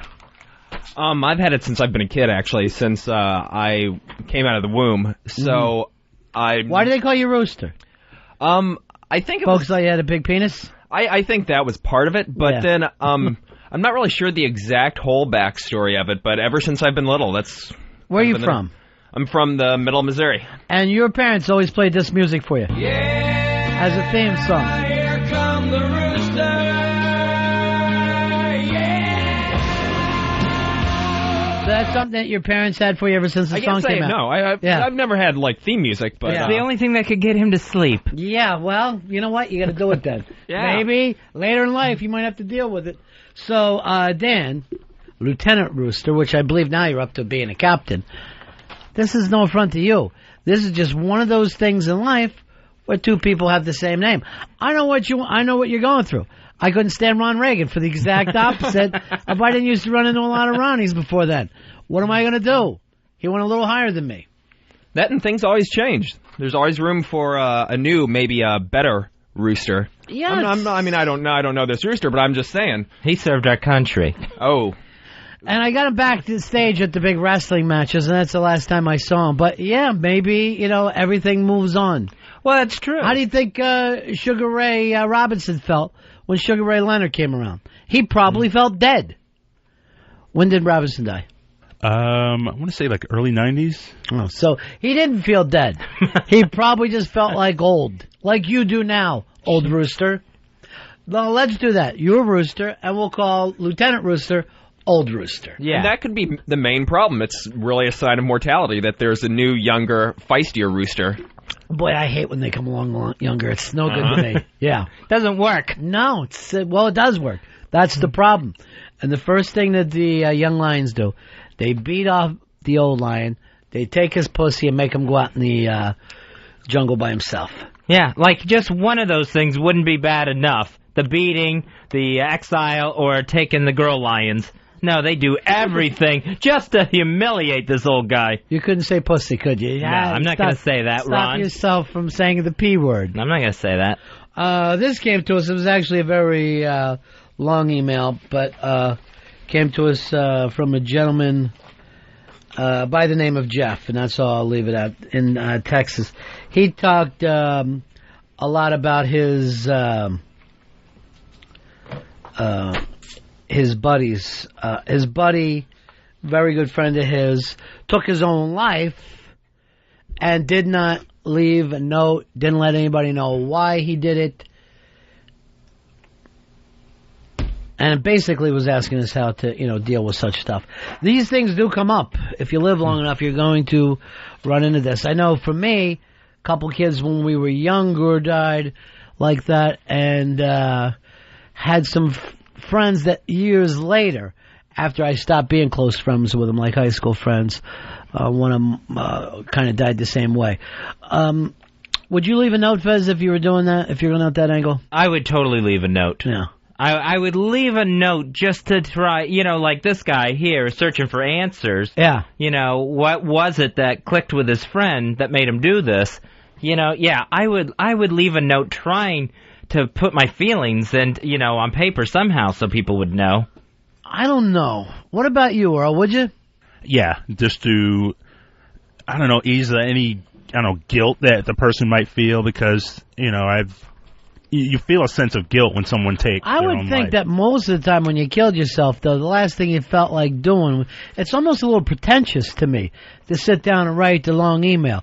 It's, I'm not E. Cummings. I don't know how to put all these feelings into words. I think I would do a video just so people could see how much I was really suffering. I think then a note is very impersonal, even if you're writing about yourself. Really, a note is kind of old school. Yeah. Where a video, you can sit down, it's like a little TV interview with yourself. Here's why I'm doing this. What about you, Dave? I wouldn't leave a note nor a video because I'd like to keep it kind of mysterious and vague. This way, the myth of Dave lives on. How did he die exactly? Mm-hmm. You don't know. I can't even imagine. I would think about it even longer than a second. But still, and also, I don't think that I could eloquently put into words my whole life. No, I don't think I could either. What would you do? Sit around? I would think like I would have other things on my mind. Yeah, I could see that, but I would try. My note would be rambling, but I would really try to put it out there. My point is this. I kind of think it's somewhat feminine to leave a note behind. I kind of think like it's like a love letter left behind. Oh, yeah. When Van Gogh went out, just went to the cornfield and, did what he had to do. I'm starving. Are we getting corn? No, we don't. At least any field? No field. Damn it. Here's John. John, you're on Ron and Fez. Oh, actually, it's Sean from Cali. I had a friend hang himself. I spent like a whole weekend, 60 hours, 48. You can understand how we go, Ronnie. Well, you can't explain it on the radio. We are talking now. But anyway, he went and hung himself, didn't leave any note. He even left his daily planner and shit like that behind. But no note saying, hey, all is cool, I got to go. He was looking at spending some time in jail for doing some stupid shit. And just said, yeah, no questions asked. I was just like, okay, dude, see you later, Good luck telling your dad you might have to go to jail, whatever, get stuff in court. And that was it. I said, good luck, bro, as like, I hate to say Opie term, but that's exactly what I did. Shook his hand, went to sleep. Not even 6-8 hours later, hey, boy, calling himself. It's like, whoa, that ain't cool. Thanks, John. 866-RON-0-FEZ. 866-RON-0-FEZ. I don't know if I even get the note thing. Like, what am I going to do? See you later? Talk to you later? It kind of feels like you're trying to do a face to all the living people who you left behind. Right. It seems like you're like It's a little trying pretentious. To, yeah. F you. 866 Ron Zero Fez. 866 Ron Zero Fez. Here's Chris. Chris, you're on the Ron and Fez show. Hey, guys. Yeah. My dad killed himself 3 weeks ago. Shot himself. And, he left a long note. My mom got to read it. I didn't get to read it. The cops took it before, anything go on. And she's like, oh, he's proud of you, this and that. He loves you. He just can't hang on anymore. And, that doesn't help. Yeah. I don't think it helps. Well, maybe it doesn't help today. Maybe it'll help at some point, though, when you're older. Well, I guess if we ever get the note back. Yeah. From the cops. You probably should have made a copy. Yeah, I know. So you're saying note doesn't make any difference. It still feels like an aggressive act towards the people you left behind. That sucks. Yeah. I mean, if you really think about it and break it down, because I got to figure, I'm pretty pro-choice. So I figure it's up to each person. But it is, in a way, like a murder for the people that you left behind. You murdered their family member, their friend, whatever. They have to deal with it in some way just like you were killed. No matter what, so then how do you leave this nice note basically at the scene of, a murder for people?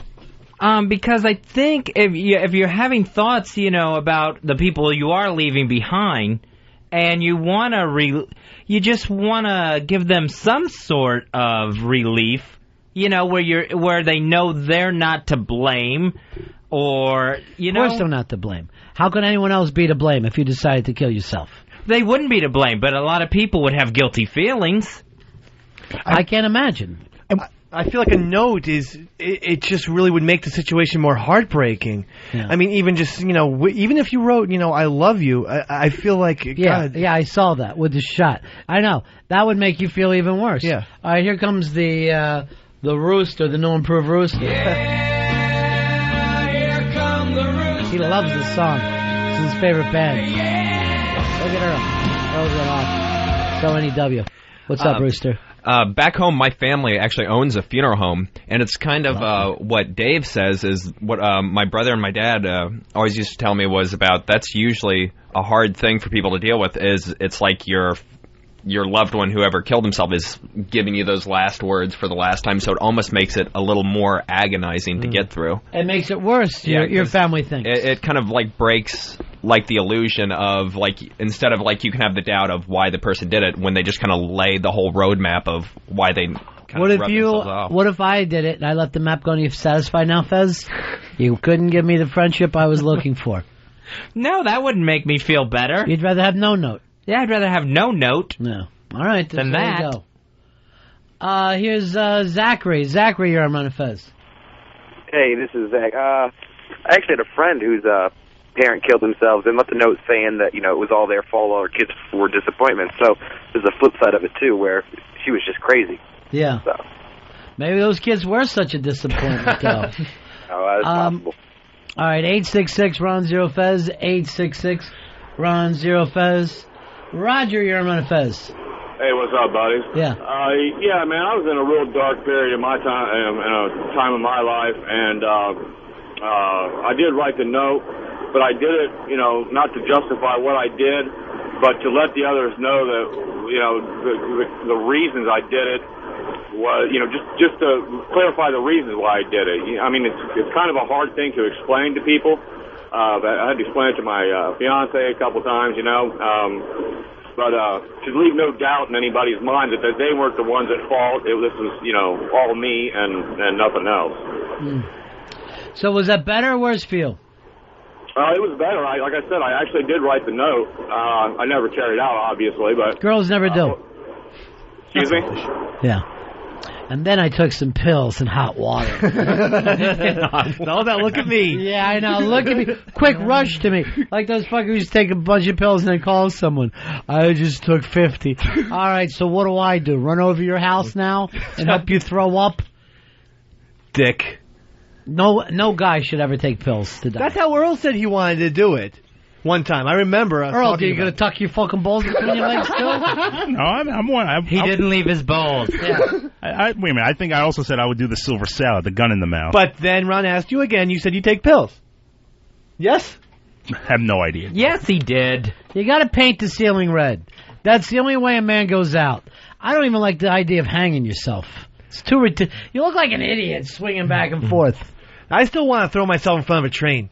Just boom, and the body parts all over the place. Yeah, and then some poor guy has to go, It's an explosion of me. Just, like the guy who was on the Brooklyn Bridge, isn't that almost like kind of taking pills on a grander scale? Like that guy really doesn't want to do it. Like if he really wanted to kill himself, he'd lock himself in his apartment and just do it by himself. Oh, the guy that was on the George Washington? Oh, George Washington. Didn't he jump, though?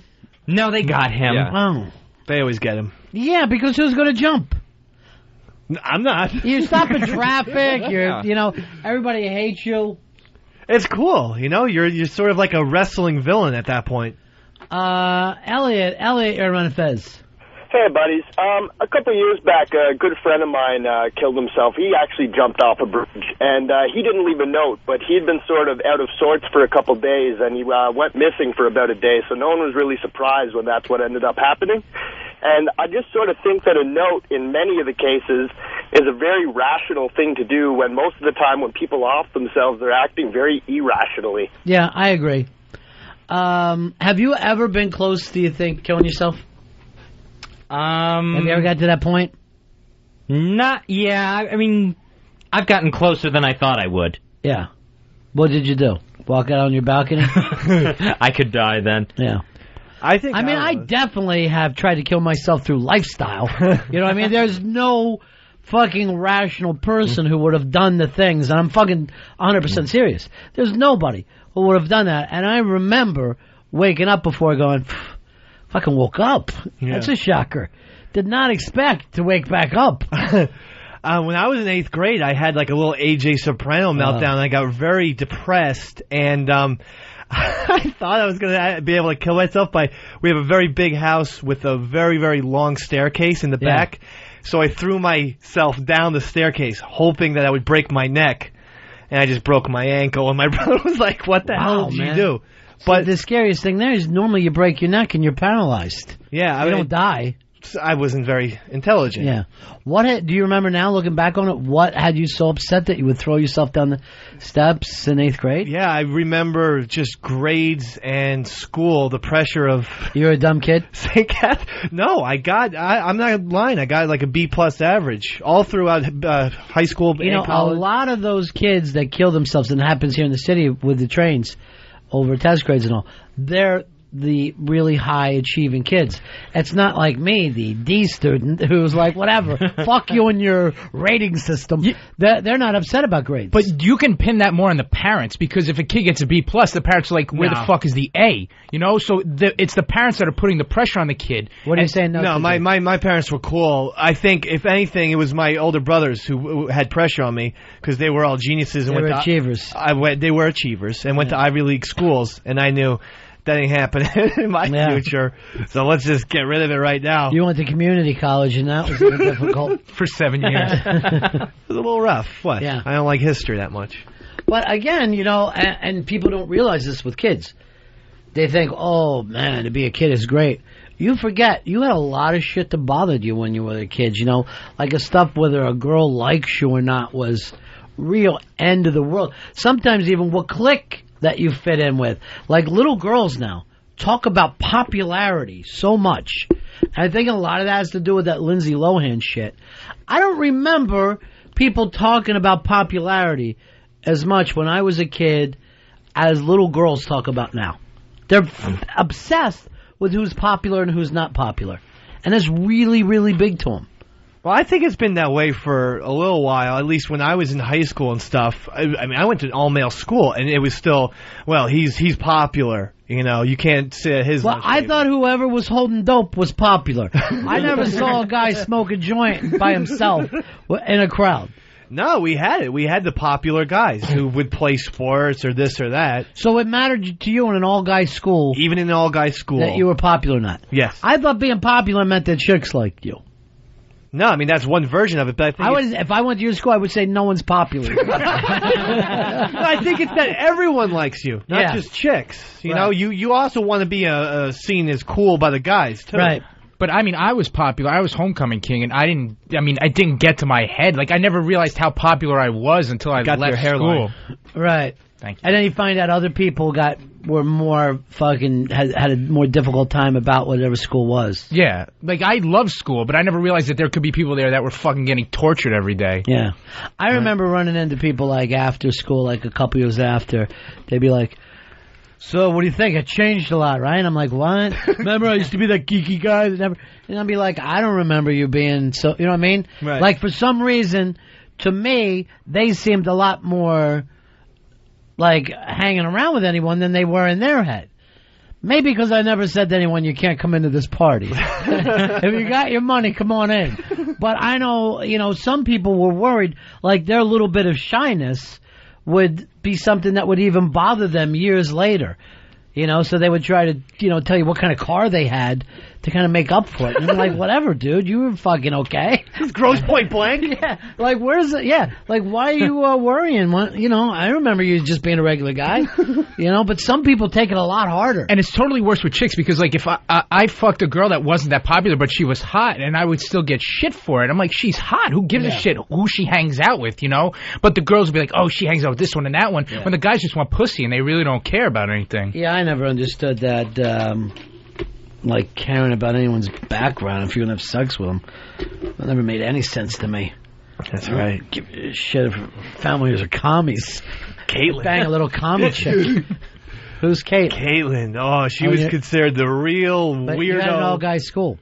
I'm talking. Hi, this is Caitlin. I'm talking grade school, and I still have fetish for her in high school, even though she wasn't in my thing. She was really like kind of hairy arms, but everything else was really hot. Sounds pretty. I like a chick with hairy arms. Do you? Yeah, I think it's fucking wild. Her face. Sarah Silverman's arms. Seriously, I find them incredibly exciting. Yeah, as long as the face is there and the body's there, but she did have monkey arms. It was weird, but awesome. Here is Paul. Paul, you're on Ron and Fez.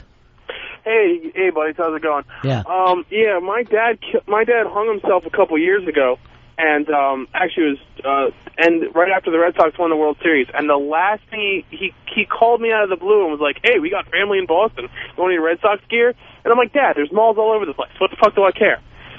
But when he hung himself, he didn't leave a note. And I know everyone's saying it's hard with a note, but I would have liked to have had a note just to know what he was thinking, and not my last memory being like, "Dad, you're a fucking idiot. I can get Red Sox gear anywhere." Did you know that he was a depressed guy?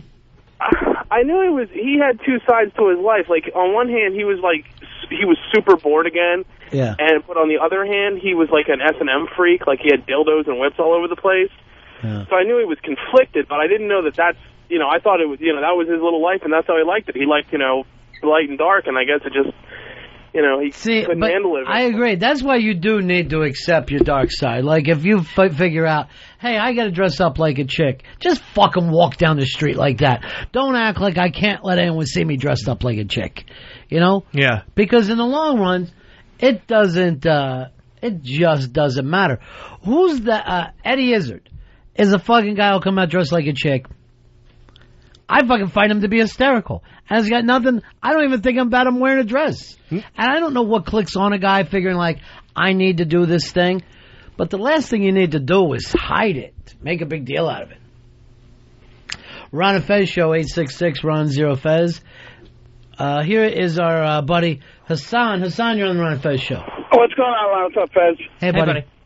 I knew this chick. I didn't really know her. Like, she was just some random woman on my buddy list on my Instant Messenger. And one night she hits me up. She's just like, how long do you think it would take to die if I set myself on fire? Just talking this really weird shit. So I started talking to her, trying to calm her down. Next thing I know, like a couple days later, someone shows me like a news article that it was this woman that died in a house fire. No one even knew she killed herself but me. Wow. So you never let on to anybody? Oh, I mean, I told one person, but I didn't want to make a big deal about it because, like, I don't know if her kids fucking would find out or they would get screwed out of any kind of money, Right. know. But some fireman died in the whole thing trying to put it out, so fuck her.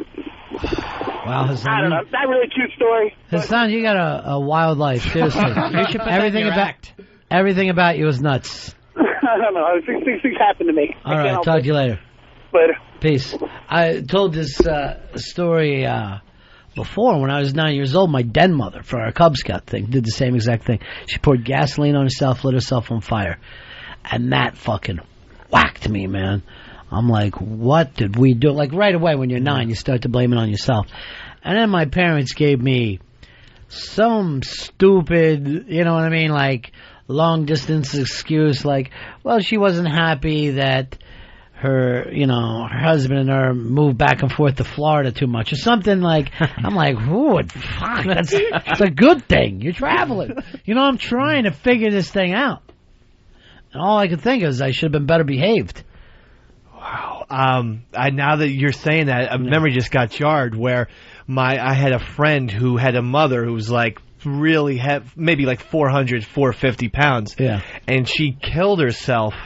And it was a real scandal in the town. And I asked my mom, how did this happen? I was like 6 or 7. She said, my mom's quote was, she ate too many hamburgers and exploded, rather than telling me the truth. Oh, Beanie. And you and your lies. You created a ridiculous I kid. swear to God that I thought that kind of happened. I mean, obviously I didn't think she exploded, but I thought she ate herself to death until I was like 19 or 20 when I asked my mom again. And finally Beanie came true with the real stuff? Yeah. She did the old pill thing. Hey, Walter, you're on Ron and Fez. Hey, guys, how you doing? Yeah. Just calling to let you know my XM subscription ran out, and I just been on an airplane all day.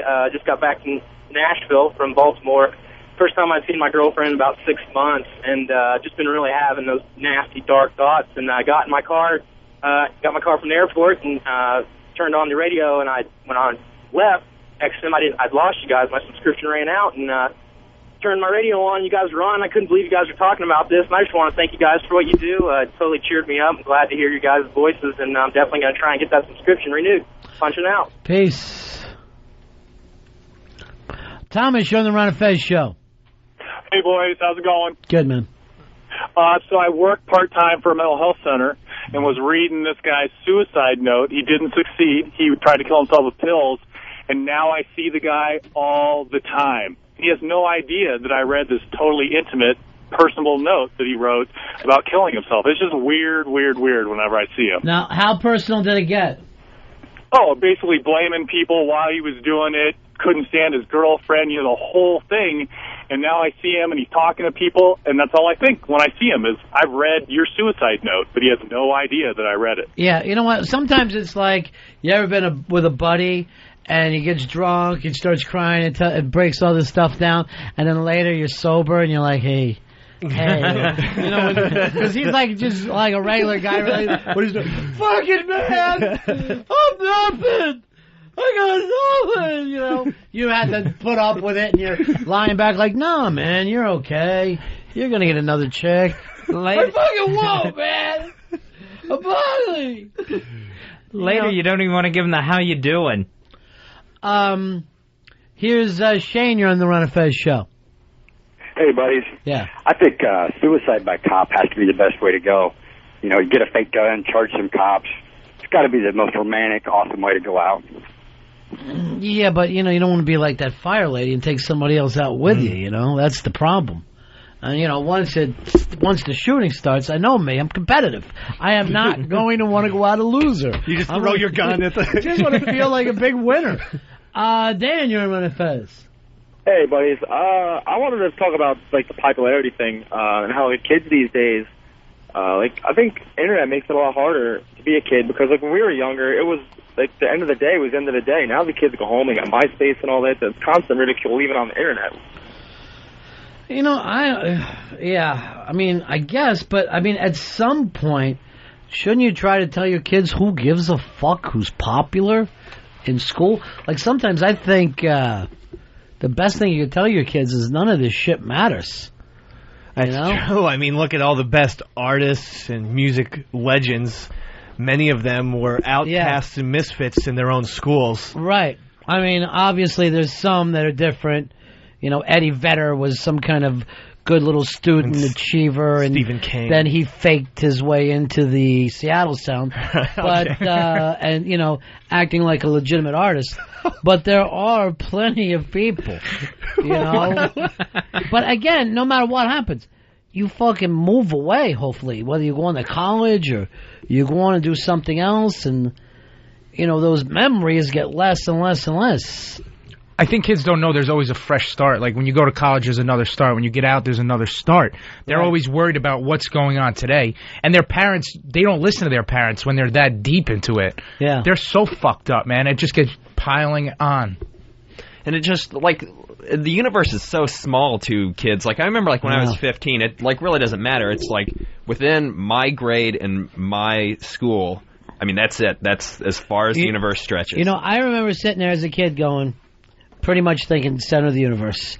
I figured me and my friends were the hippest fucking people in the... Because I was thinking, Philly's definitely the hippest fucking town in the whole world. Who's the fucking hippest guys hanging around with me? It's the T.O. boys. It's me, Smitty, Berkey. People must fucking... Wherever we go, we're going to be the fucking coolest. And I literally had that in my head until I traveled a little bit. And I thought to myself, God, that was a really fucking small world that I lived in. Well, when you're a teenager, I don't think you just have a grasp on reality. And things are more intense, less intense by far. I sometimes still fantasize about having a band, but the band isn't playing MSG or Woodstock.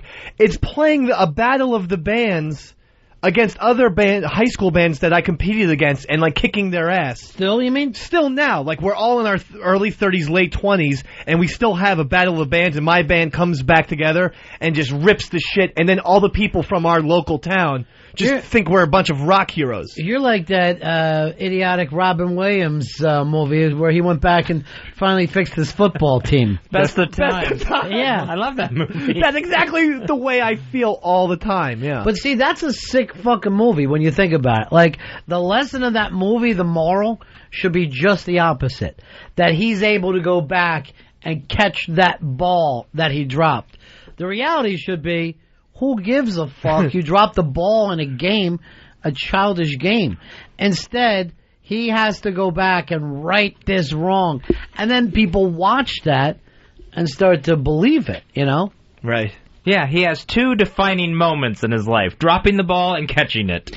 Yeah, but I always feel like I wanted to be somewhat of a local celebrity where everybody knows you around town. I didn't think there was anything bad with that. Be a cop. That's all you got to do. Become a cop or a mailman, and everybody in the whole town will know you. I'm going to be a mailman. What do you want to be in your town? What's your local celebrity? Not the guy like, who owns the video game? Not somebody just people that everybody knows. Like one of the guys that everybody knows is from town. So give me a reason why everybody would know you. He wants to be Norm and Cheers. Basically, the guy does nothing, but everybody knows him. But what does that mean? It's satisfied that people can say hello to you and that people know who you are. You're the loneliest person I've ever heard of. No, not at all. I think that if you see people around... So you worked here for 4 months before we even figured out your name.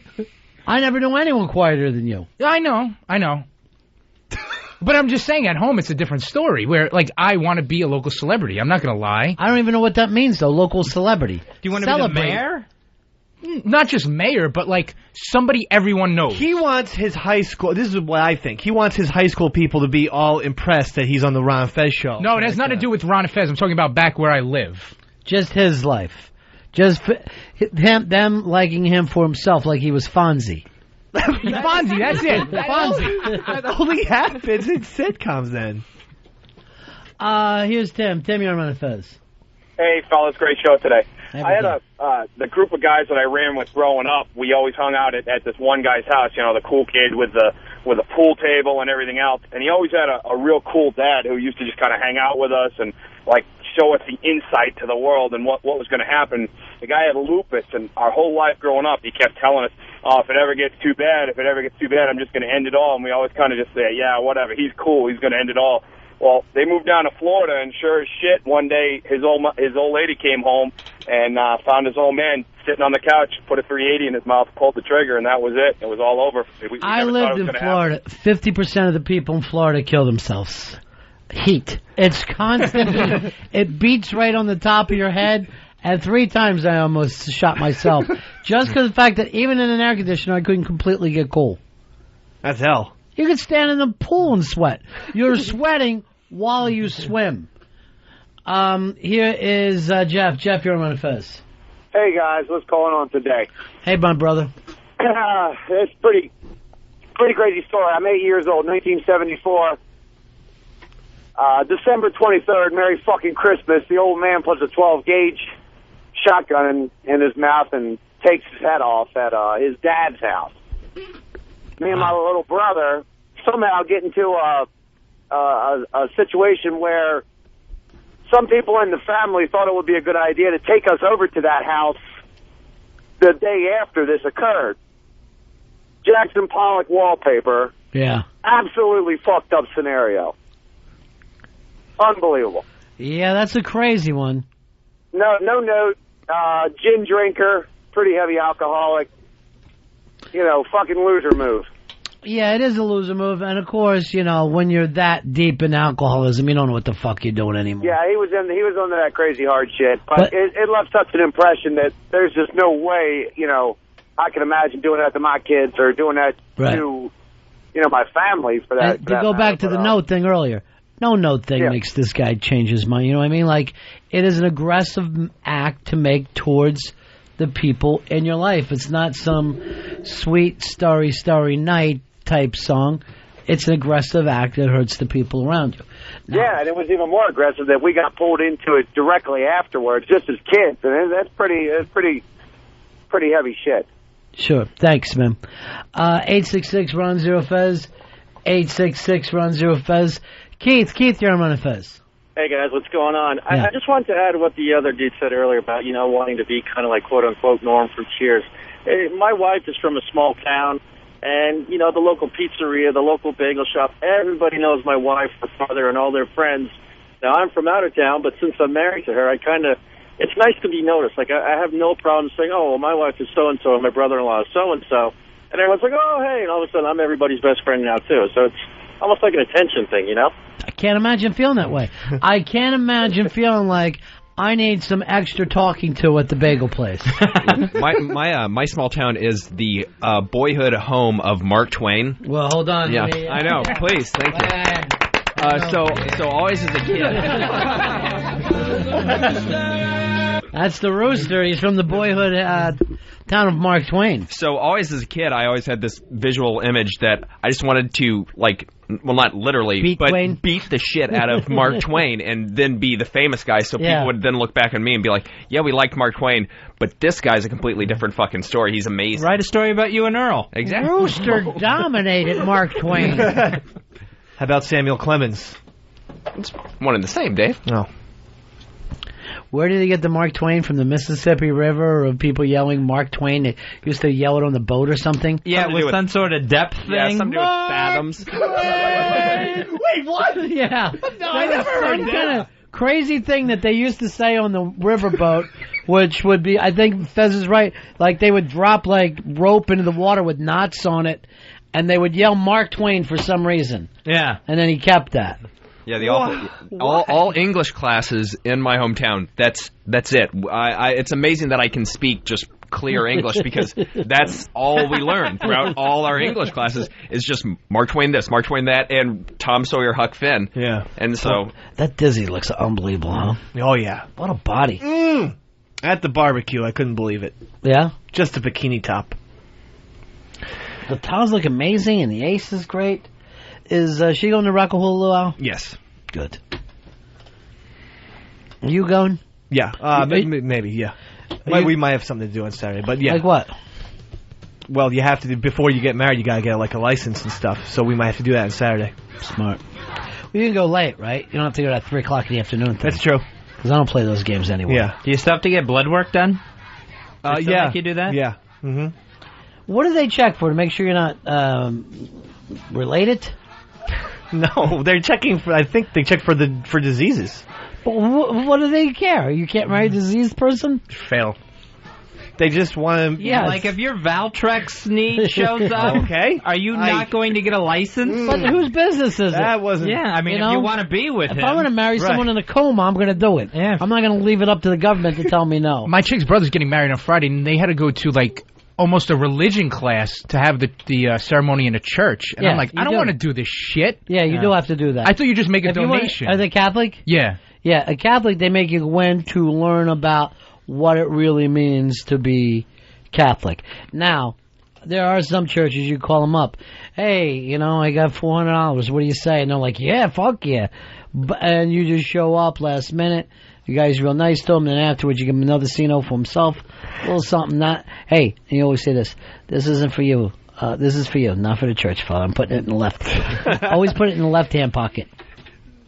Because I didn't want to get... Now I don't want to get married if I have to sit through religional again. Were you raised Catholic? Yeah. Your chick Catholic? Yeah. Yeah, you gotta go. I'm fucked, right? Yeah, well, because you're not a member of the church. Not an active member. That's what they're looking for, active members. Particularly if they can get their hands on somebody young. Because going to Catholic church anymore looks like an AARP meeting. I mean, it's elderly in those places. Yeah, and I thought it was all just a donation, and then you got the express class, and then... For a Protestant, yeah. Protestant let you get away with anything for $3.75. Here's Pat. Pat, you're on Ron and Fez. Let me try again. Pat. Yo, what's up? Calling from Rooster's hometown. I believe it's Hannibal, Missouri. Sitting out here in the Mark Twain Plaza. And just looking around, never been here, but yeah, it's pretty abysmal. Now, what are you doing hanging out there? I got to go here for work. One of my retail accounts is here. So, yeah, just hanging and... You sell dungarees? What's that? He's also in the fence and whitewashing business. Yeah, that's it. I paint fences for a living. All right, man. Peace. All right, take it easy. You got very quiet there, Rooster. Afraid to home. I know. I got very scared when I looked up there and it said I'm from Rooster's hometown. I was just like, oh, shit. Here's Tommy. Tommy, you're on the Ron and Fez show. Hey, Ron. Hey, Fez. Tommy, you're on the Ron and Fez show. Yeah, Ron, I'm here. Tommy. Hello? Tommy. Tommy, can you hear me? Ron. Tommy, can you hear me? Hello? Tommy. Yeah, I hear you, Ron. Tommy. Hello?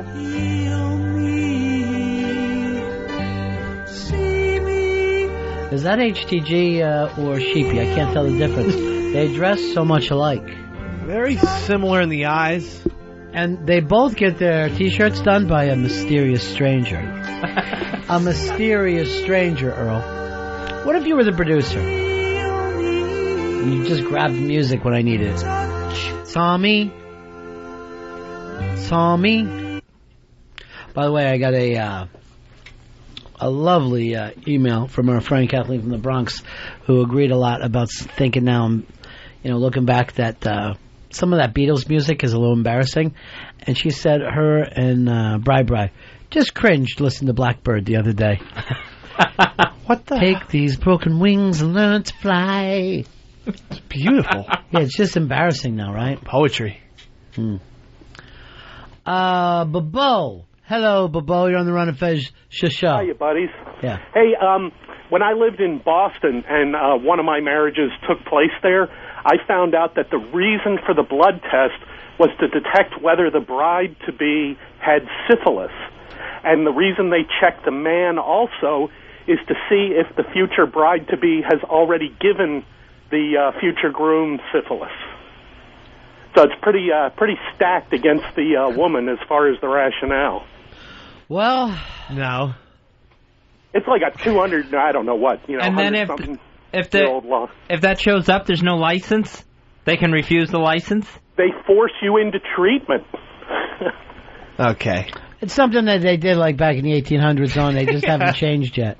Yeah, it's just, it's like having a law like no whistling underwater, some, crazy thing that just got left. I agree with that one. What the hell? All right, thanks, Bobo. Okay, love you guys. Bye-bye. That's uncomfortable. 866-RON-0-FEZ. 866-RON-0-FEZ. The father of JonBenet Ramsey, he has found love with the mother of Natalie Holloway. She's the teenager who disappeared in Aruba back in 2005. So they are now dating. Well, they are now officially in a John Irving novel. There is nothing else to say. But these kind of wacky things only happen in novels. They do not take place in real life. It's just bizarre that these two would hook up. Where did they meet? I think it was some sort of victims' rights thing, some sort of campaign rally, something like that, where they hooked up. So now they're very, very close. I don't know on the JonBenet Ramsey's dad's side. I don't know if I could date somebody who had a daughter murdered. Yes, well, suspect in his own daughter's He murder. never was a suspect. He was questioned about it. I mean, he was never arrested. Everybody gets questioned when there's a murder that takes place. But there was scrutiny about him. Never from the police. It was only from the press. So, I don't know. I don't think I could do it. I think I could date someone. I could, too. I'm not a little girl. What's he going to do to me? If they're suspected of murder, sure. I mean, first of all, we're talking about a woman, and I hate to say it, but it's kind of hot in a weird way. It's like she's kind of dangerous and everything, and I'm sure... Who's hot? Natalie Holloway's mom? No, I'm saying if I was dating a suspected murderer, I think that would be kind of hot in a weird way. The other thing about JonBenet's that plenty of money. Man's got plenty of money. Oh, yeah. Yeah, he ran for Congress, I think, in Michigan not too long ago, the last election. I think he came in fourth in the primary or something. Yeah, I don't think anyone thinks him as a suspect now. I really don't. They would have got him by now. I don't know. I think one of those parents did it. I've always thought that. Well, you're based that on that detective work you've done over the years. No, I watched the specials, though. Oh, I had no idea. Specials. Okay. I've been out to the house, my friend. Don't tell me about it. Oh, okay. I looked for clues. NASA scientists say that satellite photos are showing that Greenland is melting faster than previously thought. 7 years ago, the glaciers there were moving towards the sea at 6 feet per year. Now it's 75 feet per year. Kind of backing up a global warming claim.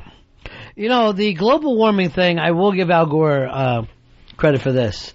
Whether you believe in it or not, it does get talked about now by both parties. Where suddenly now the president is actually saying, we're doing something about climate change. And I'm like, oh, I never heard you say such things before. He's never brought it up. Yeah, I thought you didn't believe.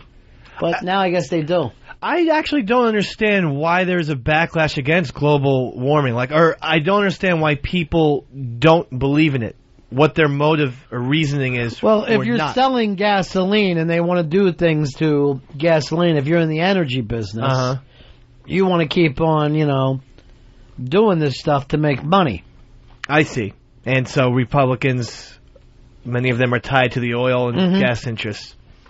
And don't kid yourself, many of the Democrats are as well, too. It's big money.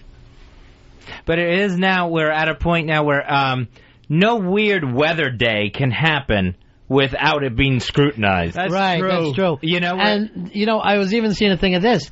The Weather Channel is benefiting. They said they never had the kind of prestige that they have now. So they're now starting to do more specials on the ever-changing weather. That's true. They will do that. I noticed it. Yeah. The Weather Channel is much more popular than anyone ever thought it was going to be. And I would say this. I probably check on the Weather Channel at least once a day, particularly at night. Yeah. And then I'll leave it on sometimes. If you can't sleep, it's very relaxing. And then you do that. Damn, if I lived in Phoenix, it'd be nice. I always check the traveler's forecast, whether I'm traveling or not, just to see if I happen to be in a plane, to Paris or something. What's the conditions? But if there's like an extra, 6 inches of snow in England, or, temperatures rise too hot in one place. Yeah, everybody says the same thing. Yeah, it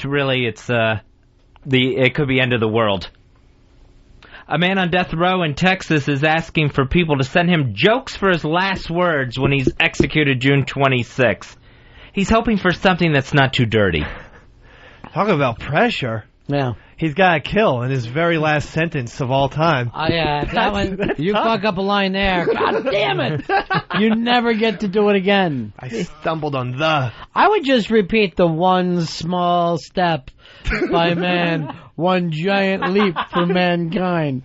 Just so that anytime anyone Googles that, 2 people get credited with it.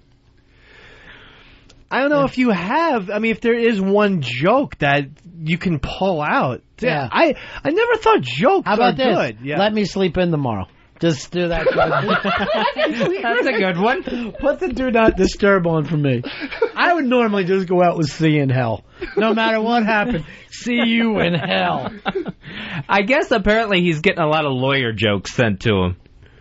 How is he? How's he going out? It's Texas, so I'm pretty sure that's lethal injection. The lethal injection's too boring for me. I don't think they do. They still do electric chairs? I think Florida was the last holdout. Yeah, Florida, I think you get a choice. Well, the last person they did, their head caught on fire. And that embarrassed everybody. Really? Like a Green Mile situation? Yeah. They didn't put the sponge in. Maybe. Well, no matter what you do, it doesn't always work perfectly. Oh. You know, it could be like... because they've had those deals before, like Sin City, with Marv with Sin City, where they'll do it, they'll go back and check him, find out he's still alive, and have to recook him. That's scary. And I know people who've been there in Florida to witness news people, and they say they saw smoke coming out of the guy's eye sockets and stuff like that. So it's pretty gruesome. Yeah. You know, where it looks nicer to kill somebody with lethal injection. Although I've heard some horror stories there. I'd rather go out like the guy in Colorado that time. Bullet. Oh, Give me a firing squad. What was his name? Gary something? Gary Gilmore. Gary Gilmore. Was that Utah? Yeah, I know. It was somewhere out there. Yeah, that was the Executioner's song. Yeah. Yeah. Norman Mailer. Uh-huh. Did you ever see the documentary Mr. Death by Errol Morris? Yeah, about the guy who did that work. Well, he constructs devices of death for capital punishment. And he didn't just do electric chairs. Actually, he built like a guillotine and everything and a hanging device. No, guillotine would be interesting. Oh, that would be my way. Because your brain stays alive and supposedly you can, they've seen the eyes look around. That's exactly why I would do it. That's wild. You always hear you have 8 seconds. So I heard even longer. Really? Mm-hmm. So I always thought and I guess because you don't have any vocal cords, but you wouldn't be able to speak, but that would just be cool if you could at least mouth words. Billy, you're on Ron and Fez. Hey, last words before execution. Monkey House? When Monkey House rocks, he rocks a fat ass. When Monkey House rocks, he rocks a fat ass. Here's Scott. Scott, you're on Ron and Fez. Yeah, last words before you die. Hold on my calls. Not a bad one. Here is Brian. Brian, you're on Ron and Fez. Hey, I wanted to ask Rooster if he's going to play mud volleyball on the 4th in Hannibal. Yeah, here come the rooster. Yeah. He's the most popular kid in Hannibal, Missouri. Hannibal, the Cannibal, Missouri. That's what the name of his high school team, too, was, the Hannibal Cannibals. Is that crazy or what? They will eat you alive. Not a bad one at all. Yeah, I'll check with him. I don't know if he comes from Frat Town. If they play every 4th of July mud volleyball. Oh, hell yes. What happens It's a there? huge deal. Yeah. It's like down on the riverfront, and basically it's an excuse for basically the entire town to get shit-faced off their ass drunk and roll around in mud. And how many people are playing in this one game? Oh, the people come from like all over the country. It's a whole big like 4th of July festival. They call it Tom Sawyer Days, and all these big. And there's a frog jumping contest, a fence painting thing. But down on the riverfront, we have these big like dirt pits is all they are. And then like the night before, people come down with kegs of beer and big like fire hoses and just lay them in there. And there are just these big pits of mud, and they. Because Tom Sawyer used to play mud volleyball? It's a little-known fact. Actually, Mark Twain used to play it. Really? Oh, yeah, him and his brother all the time. And that wasn't by choice, though. They're playing in Missouri. The weather wasn't all that nice. Here's Chris. Chris, you're on Ron and Fez. Hey, guys. Ron, there's still one state that has the firing squad. That's Idaho. So. Now, when's the last time Idaho did anything, now? You know, it was within about 5 years. I'd have to Google it, but they did it not too long ago. And it was firing squad? Firing squad. But wasn't that with potato guns? Oh, that hurts. Exactly. In the stomach. Those are outlawed, too. It really is. All right, take care, brother. You too. I honestly think it's the only way to go out. I don't want the other stuff done. I don't like being tied down. No, What if I get an itch right before I get it? Yeah, everything else you get manacled, right? You get strapped into that chair, you get strapped on the gurney. Hanging, you get your arms tied behind your back. Yeah, I was going to say, arms behind the back. I think you would have your arms tied behind your back when you're up against the firing squad, because you always see the pictures of a guy with the blindfold and the cigarette. I definitely would be smoking. And a little mustache. If they had your feet free while the firing squad was going on, I couldn't help but try to be at least a moving target. I'd put my foot up until I get shot through the foot before it hits my head. Ow! They try to hit you in the heart, too. They don't try to shoot you in the throat or the head. Don't they put something on you, like a heart target or something? No. Like some sort of bib that has a heart on it? I'm wearing that anyway, wherever I go, just in case anybody needs to get a decent shot. Almost like a fencing uniform. Here's Eric. Eric, you're on Ron and Fez. Yeah, I would just request that Earl be in charge of my execution, because that'll give me a couple extra weeks. Yeah, I'd shoot you in the gut and let you bleed out like the pig that you are. Earl. Hold on. Why don't you stop deleting people's Wikipedia pages and listen to what the guy's saying? You've completely fucked up the best ofs. I get the emails every day. I'm going to get them again tomorrow. And then this is who you are. No, and Al was right. We have taken responsibility after responsibility away from you. Everyone thinks it's just a matter of flipping a switch. Guess where I'm going Monday at 10? CBT.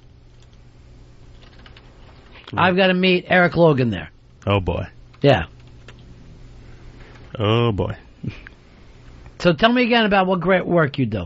I'm not saying that it's great work. I'm not saying that, I got to get up earlier now. I got to be up at the crack of dawn, 10 o'clock in the morning on Monday. Everyone who's bitching and moaning about... I love the listeners. I love the fact that... Yeah, I hear the way you I hear the love in your voice, the way you talk to them. I appreciate the support. You get no support. But for the show and for Why the don't you channel, say this? You appreciate the support that would have been there if you would have done something right. And again, we've done what... I appreciate the support, but frankly, if you're sitting here listening to this channel all day... You really need more time. You're a fucking asshole. They pay to listen to this channel. They should have programming at all times. No, and I understand. Maybe at NEW used to attack the P1s. That's why you used to have a 1.9 there for 22 years. And again, jerk off. Hey, Matt, you're on Ron and Fez.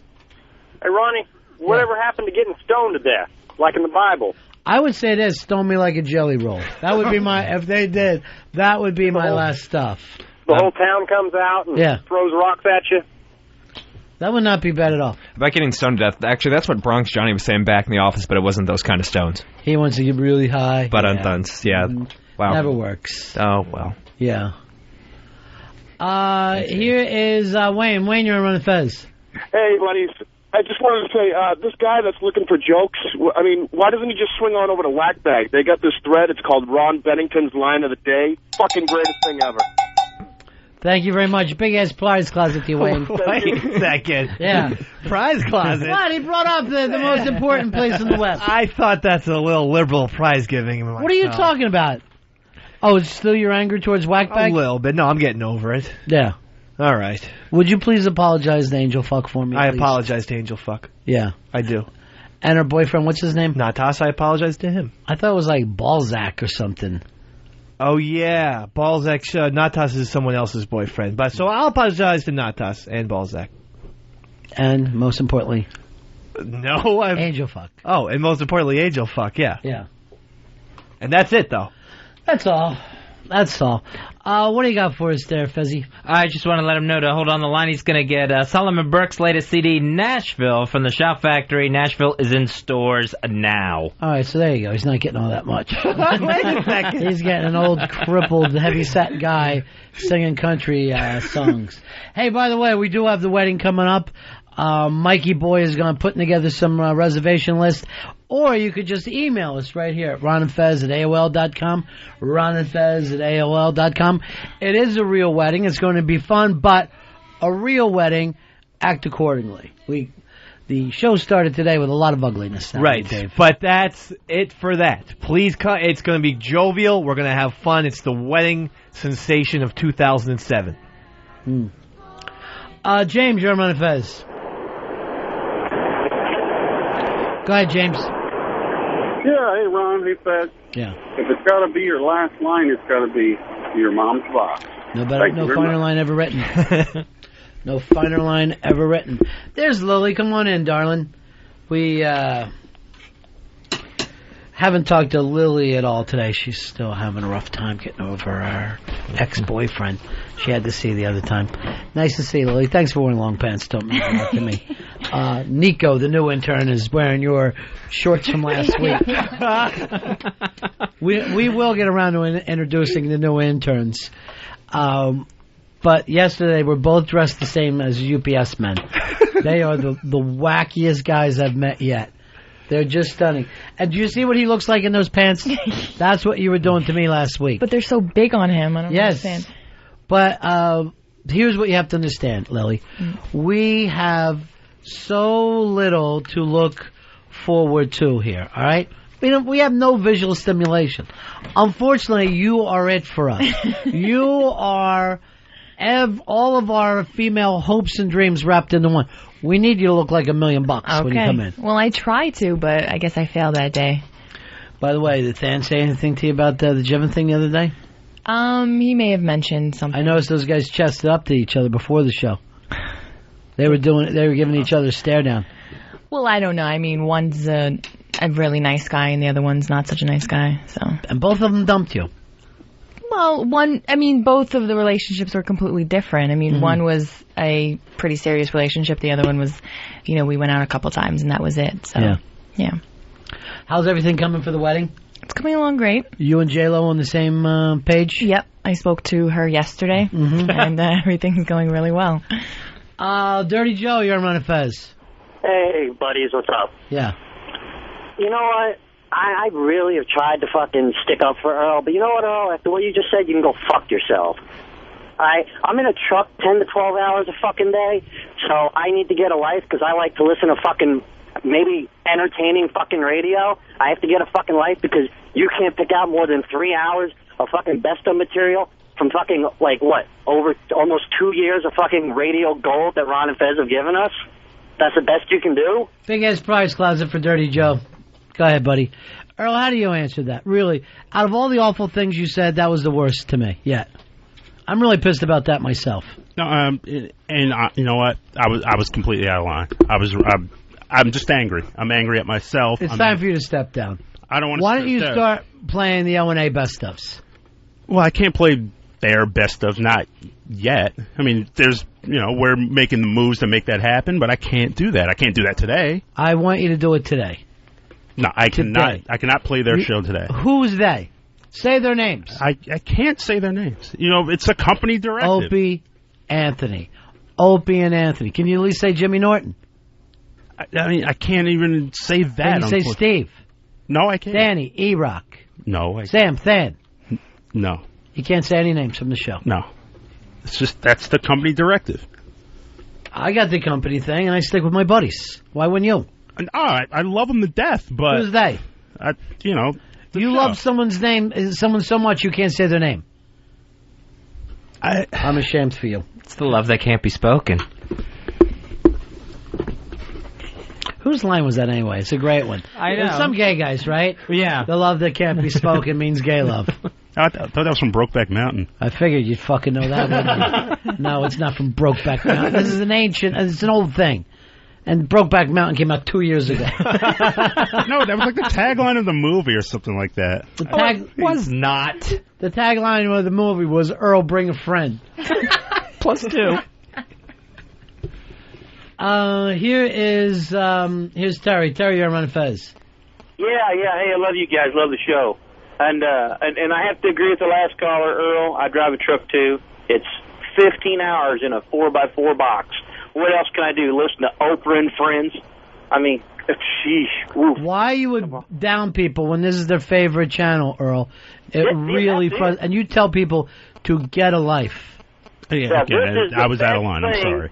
On radio, the best thing on. Thank you. It's such a best thing on radio that I'll listen to the same show 3-hour replays for 15 hours a day. That's embarrassing, Earl. And I'll tell you something right now, and you should say this to Wiki, that since the ridiculous suspension of O&A, you had a chance to take the Ron and Fez show and showcase it to some people who didn't hear it. Let them hear some stuff they've never heard before. This was, in a bad situation, a small opportunity for you. Instead, you've taken a bad situation and made it absolutely awful. And both you guys should discuss that, rather than just tablecloths and candelabras and whatever other things that you guys talk about. I mean, and it's been discussed, and there were things explained to me that make the situation, and I couldn't change it. I would love to change it, but I can't change it. Brian, you're on Fez. Hi, Brian. Hey, how's it going? Yeah. I want to know why Earl won't say Opie and Anthony when XM runs their name once an hour. Why can't you do it, Earl? Again, I'm just following the directive that was given to me by DC. Who's DC? Well, it's the bosses. What boss? Give me one boss's name. Well, one was Don. Okay, so Don said never mention O&A's name. Yeah, I mean, that was the directive. And you said what? No problem? I wasn't happy about it, but you know what? That's the situation the way it is. But he goes, I want Ron to say it all he wants? No, he didn't say that either. Because he told me the same thing as you. And you know what I'm doing? I'm going bullshit. Stupid. Eric, you're on Ron and Fez. Eric, you're on Ron and Fez. Yeah, Ron. Hey, this is Aaron. I just want to let you know you better watch that spineless piece of shit. Because if he'll dip out on O&A the first chance he gets, he'll dip out on you two the chance he gets. Oh, you're a fucking sorry piece of shit, man. You need to be fired for your sorry ass. Let me tell you something. Earl Douglas will be the death of me, and I know it, and everyone here knows it. If I was on the run from Johnny Law, that fucker would drop the dime right there. He's basically turned on you to your face. Would never squeal on you, Ronnie. Never. Will you never be there for me?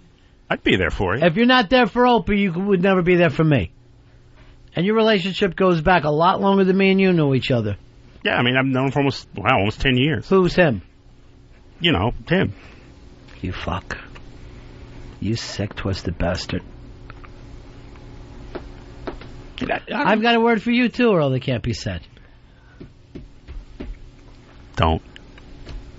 Florida basketball coach Billy Donovan has changed his mind and will not coach the Orlando Magic. He's opting to stay with the Gators. I'm hoping that this guy ends up having the worst career ever.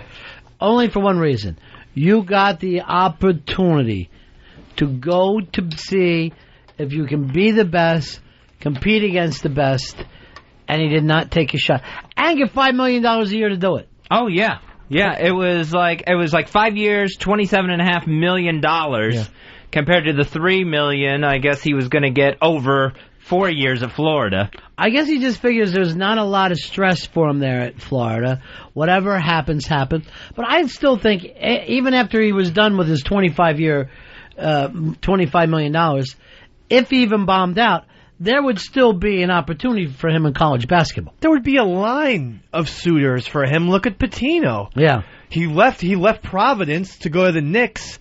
When he came back to college is when he became even more famous by going to Kentucky. And Donovan would have had a much easier job than what Pitino went through. You know, you're not going to be in the New York market. You're staying in the same state where you like.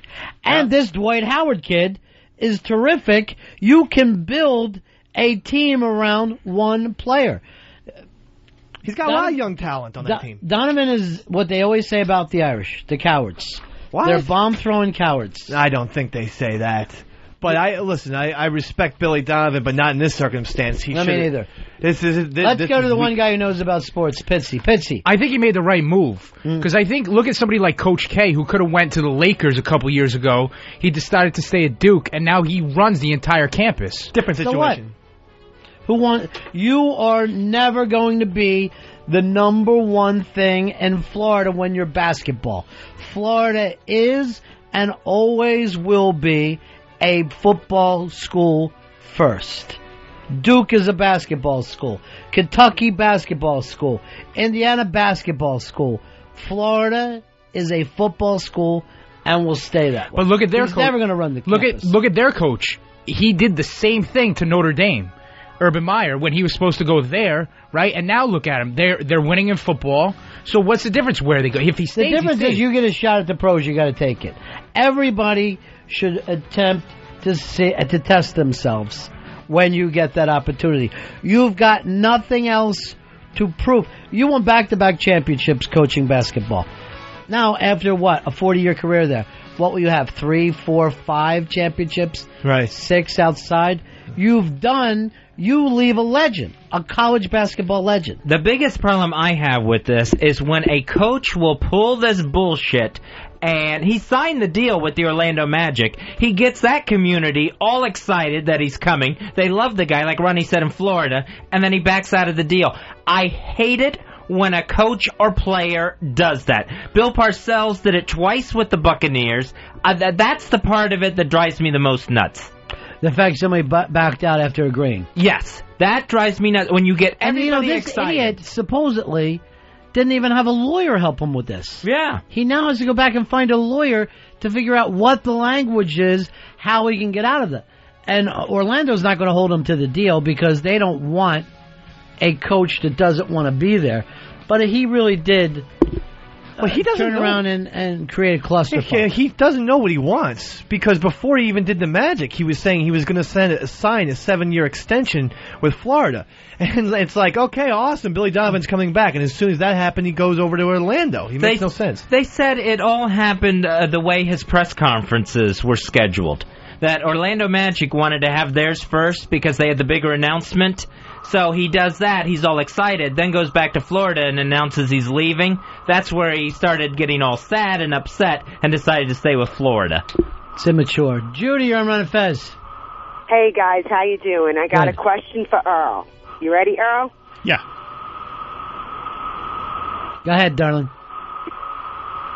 Hello? Go ahead, Judy. Go ahead, ask him. Okay, the question is, I want you to name the little boy on the Andy Griffith Show who Ron Howard played. I want you to say that name for me, Earl. Say the name, Earl. Unfortunately, I can't say the name. Why not? You don't know it? I know it, but I can't say it. Earl doesn't know an answer. Trivia. Stupid. To trivia. I'm not stupid. I just don't know the... Julius Caesar's best friend was Mark Blank. Answer this one, Earl, for $100. Mark Blank. Well, I know the answer, but I can't answer it because of... He doesn't know! He doesn't know nothing. He's stupid. And, oh my God, look who it is! It's about time. Did you know she was coming? Yeah, it was going to be a nice little surprise. Well, it turned out to be a surprise. Bring her in, it's the Swiss Miss. What a shocker. Hey, Swissy. Come on over, Swissy. Great to see you, darling. Surprise. Yeah, it's been forever. It's good to see you, Swissy. Hi. You look like $1 million too, darling. Do we think I'm busy too? What do you got, a little surprise? You set this all up as a surprise, Dave. Our old friend Swiss Miss, who looks just fantastic. Hi. I always forgot how good Swiss Miss always smelled. Yeah, she did. That's Gucci. And I brought you guys gifts. They're out there. Where did you bring us? Bring it in. Oh, all right. Well, let them bring it in. Swissy is, formerly on The Sopranos. Yes. You're a Bada Bing girl. I was, yeah. And also, some people believe German white supremacists. So we never know You know. I'm Swiss, actually, so we really have nothing Is to there do a with any of difference? that. Not oh, really. yes. Yeah. We were neutral. This is for Fezzy. This is for when you were sick. Oh, thank you, sweetheart. Nice. No problem. Swissy, you got a nice man in your life now, huh? He is phenomenal. He is a culinary chef. This is for Ronnie. Really? Where's he? This is for Fezzy at one of the again. better restaurants? Well, he's a private chef up in Ossining right now. Uh-huh. And he is just, if I have put on any weight, it is all because of him. Wow. He is phenomenal. He is just, And you've been with him a while? It's going to be 2 years in September. Wow. Yeah, he's extraordinary. And I got this for Dave and for Earl as well. Well, that's so nice of you. Little Swissy, happy at last. I know, right? That's good news. We done never... just tagging and banging Yeah. and leaving. I'm done with that. That we miss. I know. Well, you know what? There's times where You miss it a little bit, though? I think about it, but you know, I'm very content. So I feel like I don't have to do that anymore. It's so sad, though. You got that part of you that you're so damn good at. No, I can still party. It's Yeah. just probably like banging like one guy and then like taking another phone call and then going and banging another guy is probably not. Those things are... Yeah, those days are over. Those are stress relieving. Oh, okay. I got some citrus body wash and some It's a candle. and a candle. Okay. It's It doesn't a- say candle anywhere on it. No, well, it's a soy candle, so it doesn't it doesn't discolor your apartment wall. Oh, no carcinogens or whatever. Yes. Thank you. And these are homemade in my town. They're gourmet. In your Swiss town? No, not from there. From Sleepy Hollow in Tarrytown. Yeah, from your little town. Yes. That what was that chick flick that took place in your town? Oh, Mona Lisa Smile. Yeah. We've had a few of them. Is that right? Yeah, they block off the street, and since most of the buildings were built in the 1800s, they just do a lot of like timepieces. Now, where are you? Like near Nyack or one of those towns? Are you up that way? I'm on the other side. I don't like that side of the river. I'm on this side. Yeah. Yeah, it's right.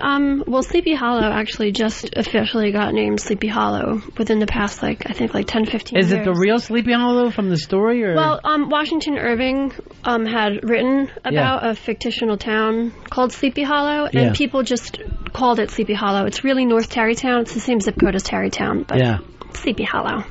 Sleepy Hollow, Fez. That's where Swissy is. She's all happy with a lovely boyfriend now. And a Her dog. whole life is great. Yes, and an Italian Greyhound. How we miss her being damaged, though. That was I know. That was the good old days. Drunk Drinking and damaged excessively. and ready to I still dance drink. on the table. I still dance on tables and drink Yeah. excessively, but yes, I'm actually going to have a party in the city soon. I'll have to rally the ladies. Anytime that you want to do that, we would love to come by. Because Definitely. it would be fun to see you Yes. again. And you were always great friends to the show. Yes. I miss you guys. We miss you, too. Well, you got here just at the end of the show. That's the Well, I wanted closing to at music. least, I just wanted to give you guys gifts. I didn't even plan on coming on the show. I just wanted to stop by and say hi. Are you still working down the street here? Yes, I am. Good. That's why I wanted to talk to Dave, too. Oh, yeah, Dave. Yes. I can help you out with something if you need it. Thank you. Perfect. Yes, no I problem. don't know what, but Well, I know you have the important thing, Yeah. but if there's another two things that you need. oh my lordy, yes. Oh, yes. I would love Oh, to yeah. talk to you then. Good. Yeah. Good. Okay, thank you, Swissy. No problem. Swizzy, you remember Dave from the old days, or was he? I did do, guys and you pass- know what? passing ships? He seems quite calm to me. Yeah, he does. Thank He's you. Different. He's No a little- problem. Yeah. He's not whacking off someplace in a corner. No. Oh boy. Maybe that's why I haven't recognized him. Well, you are. know him. I'm also sober at this particular time of the day. Maybe that's what it is, Yeah. and I am too, and I have my clothes on. So And you know he's got a nice new girlfriend. He's no longer with. I have to meet her. Remember his old girlfriend? Oh yes, I do. Yeah, that's E.T. song. And that's not my. That's not what I called her, by the way. I didn't call her that either. I know. I didn't call her that either. I thought she kind of looked like. Turn on your heart. Let it shine wherever you go. We did get an update that she's coming to see you on a basket on the front of a bicycle. Okay, I get it. Only on But a that- full moon now. Yeah, Cover it with as a you towel. cross that moon. That was Get the from the Reese's movie. Pieces ready. She'll follow us anywhere then. All right, that is it for us. Swissy, so great to see you again, Likewise, guys. darling. Earl, seriously, straighten out the things today, okay? Straighten him out. That's the end of my show. Donk.